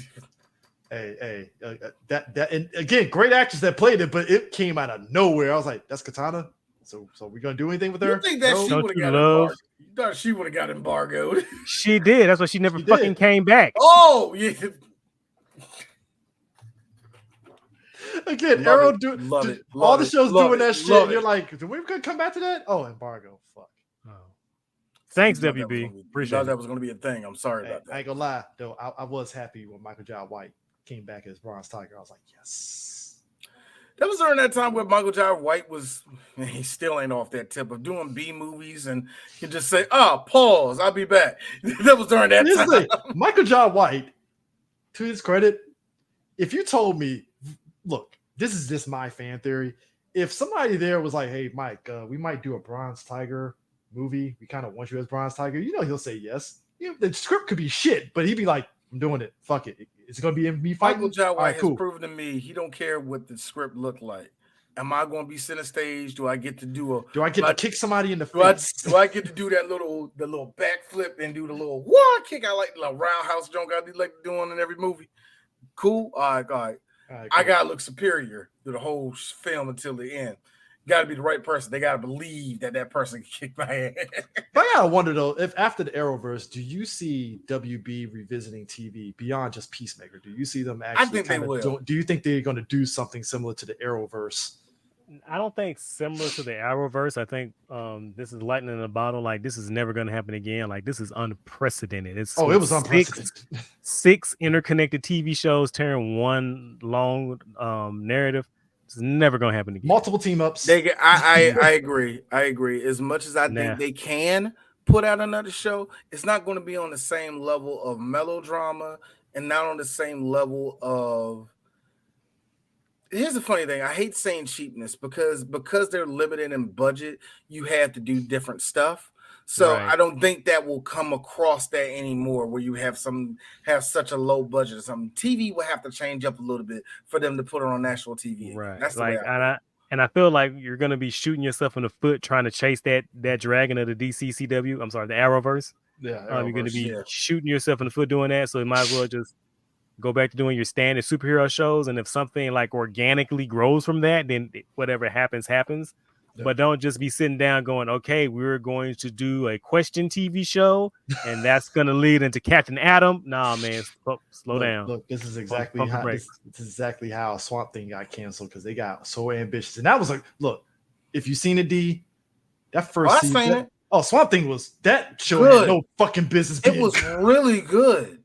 And then it was like, nah, too much money. You can tell that nobody was going to watch that. Like, we can blame it on the app all we want. I had this feeling that it wasn't going to grow from that anyway.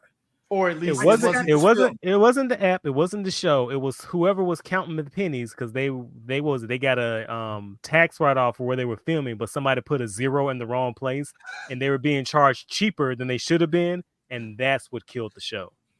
Yeah, that makes sense. Because I mean, but then again, like we say this, and then you look across the street, and you see how I feel that Doom Patrol ducked the axe. We're going to talk about Doom Patrol in another episode because I feel like they ducked the axe, and they got lucky.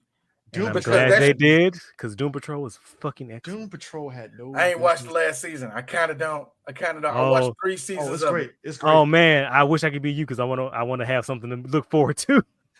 Hey, look, Doom Patrol, much like Stargirl, you're like, son of a bitch, this shit. Because look, Doom ain't gonna Patrol was lie. my favorite show. Like, period. I- It was my favorite show for like Look, 2 look. seasons, bro. Especially all- during COVID. we all turned into Shaq in that meme. Like, I owe you an apology. I didn't recognize your game because we cracked on my man playing Cyborg. And then we watched the show and I was like, this motherfucker's a good ass cyborg. Fuck.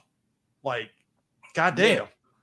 The show caught me off guard where, because like I know Doom Patrol, I know these characters, I know this. How you gonna go about it? It's so wacky, it's so dumb, and you get done with that first season. These niggas nailed it. Son of a How did bitch. they do it? And the ones that didn't get it were I like, bet this "What show is so this?" good. This show is so good. I'm pretty sure Grant Morrison actually watched that episode. Like, is that Actually, good? Low key, the funniest shit ever that was sort of a crossover. God, it was a dark ass episode. Remember Young Justice when Beast Boy is going through and he's taking drugs and he's remembering when he was on Loved Doom Patrol Loved it. and they did the Teen Titans Go on Teens Doom Go. Patrol. I was like, Loved it. yo, they really sat there and did the whole DEATH death. I'm like, whoa, what is going on? Loved it. Loved Trauma. it. Loved it. Delicious trauma. I loved it. Me and the wife was, because we love Greg Sipes, but we kind of don't give a fuck about Beast Boy. We was like, kill yourself. Kill yourself. Like, come on, Beastie. He ain't gonna do it. That was because that was like some crazy ass shit. I was like, you know what did that? Because he was so, come on, guys, we're the Young Justice. He was so happy. And all of a sudden, when reality hit his ass, and he started taking it. pills. His nigga started Taking his uppers. The motherfucker started popping. I gotta be real. There's Look, something boy, they funny- got me. He walked downstairs. Hey, Gar, we're about to go on a mission. That's cool. It just walked upstairs. Look, there is something crazy. There is something funny but great when cartoons actually will go that way and it's done so well. You're like, oh my god, Boy, I was like, oh yo, my god. my wife was like, he doing this too good. Somebody call Greg Sipes to see if he okay. See if Greg gonna do something in his life. Nah. It was really see. Once he went live and he was all happy with his dog, it was like, okay, Greg's good. He's fine. Great, he's good, y'all. We need That's the dog. He's happy. Get a He's check. happy. Get a check on this nigga, because boy, I was like, any day now they gonna walk in it. Any day now they gonna walk in the tower. They gonna find him on the bed like this, pills everywhere. But nah, Prime is right Oh, though. God. Like you Grandma Goodness beat the hope out this nigga. I am Granny Goodness is my hero because of that. also, if they ever do live action Granny Goodness, you better get somebody that makes me believe they can beat hope out of a kid. Oh That's my all I'm God. saying. No, look. Here's my thing. I will say this. I was mad at Young Justice because when Granny started talking, I'm like, it's a normal woman. Same time. Boy, because when Ed Eisner used to do her voice, hearing Granny Goodness to hear that baritone hop out, I was like, yes. But you're right, Rob. You can't do the Arrow. Oh, You God. can't do the Arrowverse. And like I said, right now, Peacemaker is like the closest they got to any sort of crossover in a loose way, which it works because it's Peacemaker and Gunn. To his credit, he knows how to balance both because I remember he was one of the people that kind of basically critiqued a lot of stuff in the MCU where you've like, yeah, we don't have to do these overt crossovers to do this. I feel like Peacemaker was lightning in a bottle too. Oh, yeah. Because I think nobody expected John Cena to make that character so alive. Again, you know D, what I mean? you So, saw me when I light up on that first trailer and I saw Peacemaker. I was like, D, I it's was- Peacemaker. He looked at me said like the same thing. say Peacemaker? Really? I was like, D, it's Peacemaker, man. Come on. Ratcatcher was bad enough. I'm like, Ratcatcher, nigga? Mongol? Like, all right. Mongol. And I told Javelin? myself, when I saw Mongol, I was like, she ain't gonna make it. Oh no, Prime was the one that first said Boomerang, Javelin, ETK, they're done. I was like, I don't knew know, Prime. ETK wasn't gonna make I was it. like, I don't know, Prime. Already ETK knew. might make it. Maybe, possibly. The only one that got me, I will never forget this. It was my second time going through the movie. At this point, my wife and my kids are watching it. The second Boomerang guy hit, all of them. No! John Courtney's career. No, John Courtney, we need you. But if I know Gunn, bring him back in the next movie and don't even fucking explain it. Just bring him back. Fuck it. Don't explain shit. He's just on the helicopter and everybody's looking at him like, didn't you die? I thought so too. I'm sorry, that just reminded me of my other favorite part when Javelin was talking and Harley. Do what? Do But you know what, D? I'll say this. Oh, I love that movie so much. I love that second movie so much. I am so glad that me and you, we were able to partake in the Arrowverse to varying degrees. Actually, all three of us in some way, shape, or form, we were able to partake in the Arrowverse in funny ways and just like experience the whole highs and lows of it and just joke even at its lows. Like, it's because that's where it just net results. It's like when it was bad, it's like the show's gonna get these jokes. Sorry. That's just how it is. I'm just upset though. If there's anything I can say, I really mean it. I am upset the way the Flash went out. Other than that, you know, that's how television is. You know what I mean? That's how it goes. And you know, anything that goes a little bit too long is going to end up that way anyway. But talking about this has made me think, oh my God, I need to watch Stargirl. I never watched that one. But also, I can tell my kids in my lifetime, hey kids, Green Arrow had an 8-season show, and they can't look at me and say, "Get the fuck out of here, Dad," anymore. Okay, like, yeah, sure, Dad. Get back to bed. Nobody gives a fuck about Oliver Queen, Dad. Speedy is where it's at. Fuck you, son. I hate you. Nah. If you're look. If my kids, it's nice, Dad. It's all about anime right now. We're teenagers, okay? So it's a little bit different. No, it's like gonna be Manhwa for them. Webtoons and Manhwa. Oh. I am so mad at my kid. Like my kids when the actually, it's kind of funny when the Arrowverse kind of ended their love for, I would say, comic books ended, but let's just be real, man. Dragon Ball Super was getting hot. Jutsu Kaisen just came out. My son really, and both my sons, for whatever reason, want to become losers, so they love One Piece. So it's like, hey, you can't fight that. First off, sir, we would not tolerate One Piece slander. Hey, and second of all, Yamcha is solo in the whole show. But anyway, it's a different discussion altogether on that, you know. And look, Chris, I have actually eased up off of One Piece. I'm just not a fan. No. Don't get it. I don't get it. I really don't. I do understand how everybody get hyped the second this nigga eat a different piece of fruit. I understand it. I ain't saying I'm a fan. I understand it. Also, RIP to the Minia podcast that were eating off the Arrowverse, and then when they ended, they just disappeared. Just poof. Disappeared. Ooh, we know several people that stayed up the butthole of Black Lightning and no longer talks about anything that's around a comic book right now. Bruh, man, people dropped it, bro. Don't get it twisted. Did 3BG benefit from Arrowverse?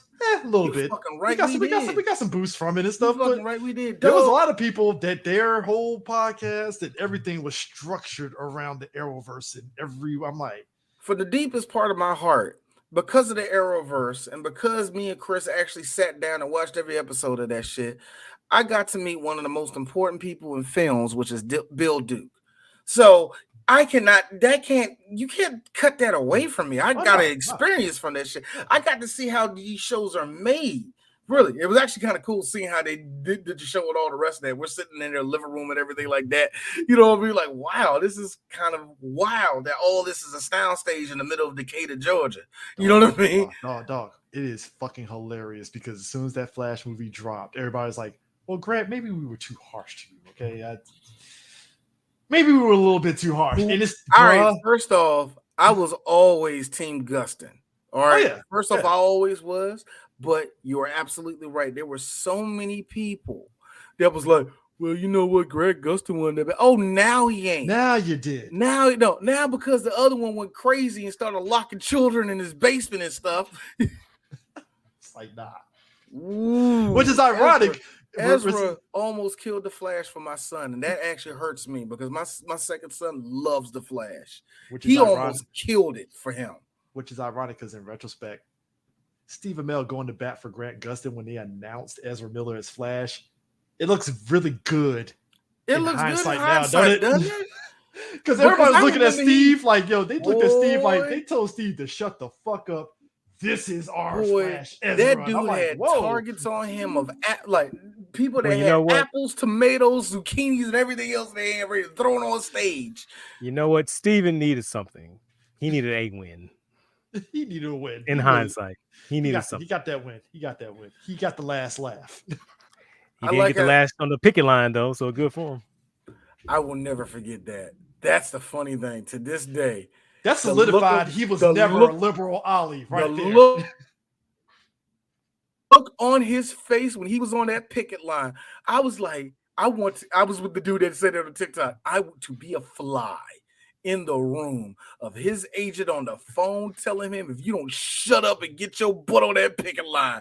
Oh, I would love to be a fly in that room. Like if you don't get your ass on that front row, motherfucker. Boy, Steve looks so did you see the look on his face? I want it on a t-shirt so bad. People don't realize, look, I love Steve Amell, but there were times where it's like, hey, Steve, I don't have to kill you, but I don't have to save you either. You're on your own there, buddy. You ain't lying. Steve Amell stopped getting that from me the second AEW started inviting this nigga on the show, and this nigga thought he was a real wrestler. And it was like, hey, Steve, Arrow just ended. I'm gonna need you to bring it in, bro. Ain't nobody about to watch that wrestling show. Actually, I heard that show is actually pretty good. Oh yeah. What's the name of that show? Heels. Grapple, huh? No, Heels. Heels. I was like Grapple. Heels. Yeah, it's actually a really good show. I heard it's actually a good show. I can't judge, but still, I laugh at the fact that like. Who made you get on that picket line? Steve literally went to bat for Gustin, like Prime said. They threw zucchinis and everything at him and shit. And it's like, dude, he had every right. That's his boy. That's Ace Spookhoon right there. Like, yo, of course he gonna sit there and say, hey. And shout out for the Flash also. Getting your boy say, look, man, we getting Jay Garrick on the show. We're gonna use you as Jay Garrick. But I was Barry, shut the fuck up, you're Jay Garrick now. Can you at least do this? Like, yeah, all right, come on here. Hey, don't worry, we'll get the rest. Hey, John Wesley Shipp was picking up paychecks on the Flash. He goes in there, Barry's dad, Jay Garrick and Stargirl. He was like, hey, you need me on there? All right, cool, I'll suit up. Let's go. And it was one of those things where if you did have an appreciation from the Flash, he was like, Jay Garrick, like that's the first Flash, bro. That's the first one. And the fact that he did it because he did the old show and all that. My father-in-law, God rest his soul, that was one of his favorite things about the Flash. When he saw old man Flash, like, hey, he was from the old show in the 90s. He loved that shit. So yeah, I thought it was one of the coolest things they did, man. I really thought that was one of the coolest things they did. Also, the fact that hey, look, if you're a person, I think Prime is a very prominent person for this. If you're trying to get the physical copies of the Arrowverse, you can buy them on Blu-ray and DVD still. So I would get them while you can before Zaslav comes in and snatches it from you and shit. You know. Just saying. I swear to God, it's amazing that he became Cobra Commander within weeks of owning overnight over the NWB. Because when they got him over there, did you see what he did for Discovery? Like everybody said that. And the second he owned Warner Brothers, he's like, I'm cutting this. Oh. What is that? Is that Looney Tunes? Yeah, I'm cutting that. That's a nice Batgirl movie that's done. Be a shame if we didn't release it. What's this? Let me see what this. It's a plot for a new Popeye movie. Well, gotta have to say no to this. I'm sorry, that's profit. tax cuts. Got pocket this money. I will never forgive that yacht ain't paying itself. I will never forgive that man for looking. I sat and told my wife the plot of Wiley versus Acme, and she was like, So when's it coming out? It's not. Because let me know. The first thing I told her was Acme versus I said Wiley versus Acme. It's a movie about, and she stopped me and she just started cracking up. She was like, "Oh my God, okay. So what's the movie about? What's the movie about?" And I told her, she's like, "Oh my God, it's gonna be so funny. It's not coming out, huh? What do you mean it's not coming out?" But anyways, I will never forgive him for that, man. But yeah, you're right. Get him around. Get him while it's hot. Get him while you can. So with that in mind, it's been a long episode, but it's fitting for the Arrowverse because we gotta leave no stone unturned. It was good times. Much like with Smallville, when we sent off Smallville, it's the same thing here. It's kind of amazing. We were through the era of Smallville, and now we're through the era of the Berlantiverse. Now we're in the Gunn, I guess, era now. So We'll see. We'll see. Even though we know CW has switched gears on what they want as TV now. So. Yeah, they say get this superhero shit the fuck off the channel. You know how much this shit costs? Get this shit off my channel. I lost friends doing this shit. We had a chance to get some big time show. We were going to show young Sheldon on here. No, we weren't, but I'm just saying we could have. I'm mad they really looked at Berlanti and was like, "Fuck your superheroes, get them out of here." Give it up to Berlanti for saying, monopolize. Boy, you got to be, you look at everything, you better be glad he didn't get Batman. You better be glad he did it. Boy, he tried, though, boy. He was in it. He was in it. Seasons too. He went every which way but at Batman. Hey, he was punching air when Fox got Gotham. He was like, "Son of a bitch, they got my shit." That's all right. That's all right. I'll just get Nightwing instead. How about that? That would have been great. Side note, I feel what do you bad. mean it would have been? You didn't watch Titans, my man? Yeah, Titans. Oh yeah, I forgot about Titans. I forgot about Titans. And I forgot that was Berlanti. Yeah, I forgot that was his. Fuck Batman. You know that no, for real talk, that show never recovered because of that line, to be honest with you, and I hated that so much. Because somebody said, "Why would Robert say that? This is so stupid." I'm like, Nightwing and everybody else, come on, man. Don't do this to me. It's a black girl in Starfire. Come on, let's look. Black girl magic. Black girl magic. Black girl. Got two black girls, two fine black women, by the way. What's the word? I understand Superboy. Tamaranian lives matter, nigga. Come on, hey, now. bro. Superboy, when he got with Black that Fire, taste. Look, it was a rap. It was a rap. Bro. It was a rap. Support me and you. We here. I understand you, bro. We see it. We see the vision. We see the vision. I understand. Oh, D, I don't know if you saw it. Blackfire was literally flirting with him in the Blackfire way where she was like throwing knives at him. He caught it like, "This doesn't kill me. Like, are you flirting with me? I mean, I like you." Oh, cool. I got something that will kill you, boy. Come here. Hike that whole leg up like in the meme. Put your whole leg up there. So what you doing? Superboy just looking at her like, "So we having sex? I mean, that's cool."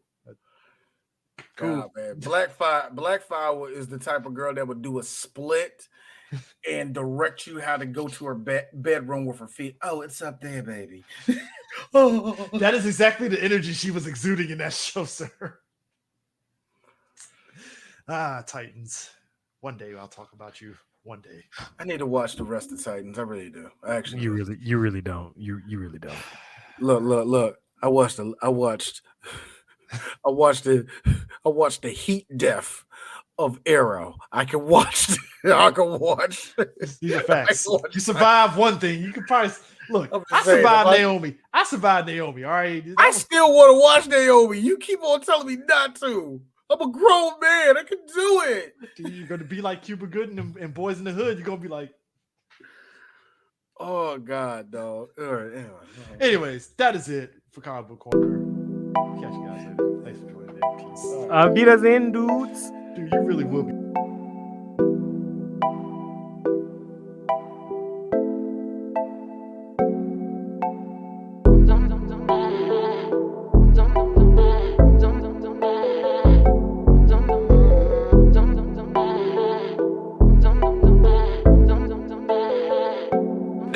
Benny Hunt.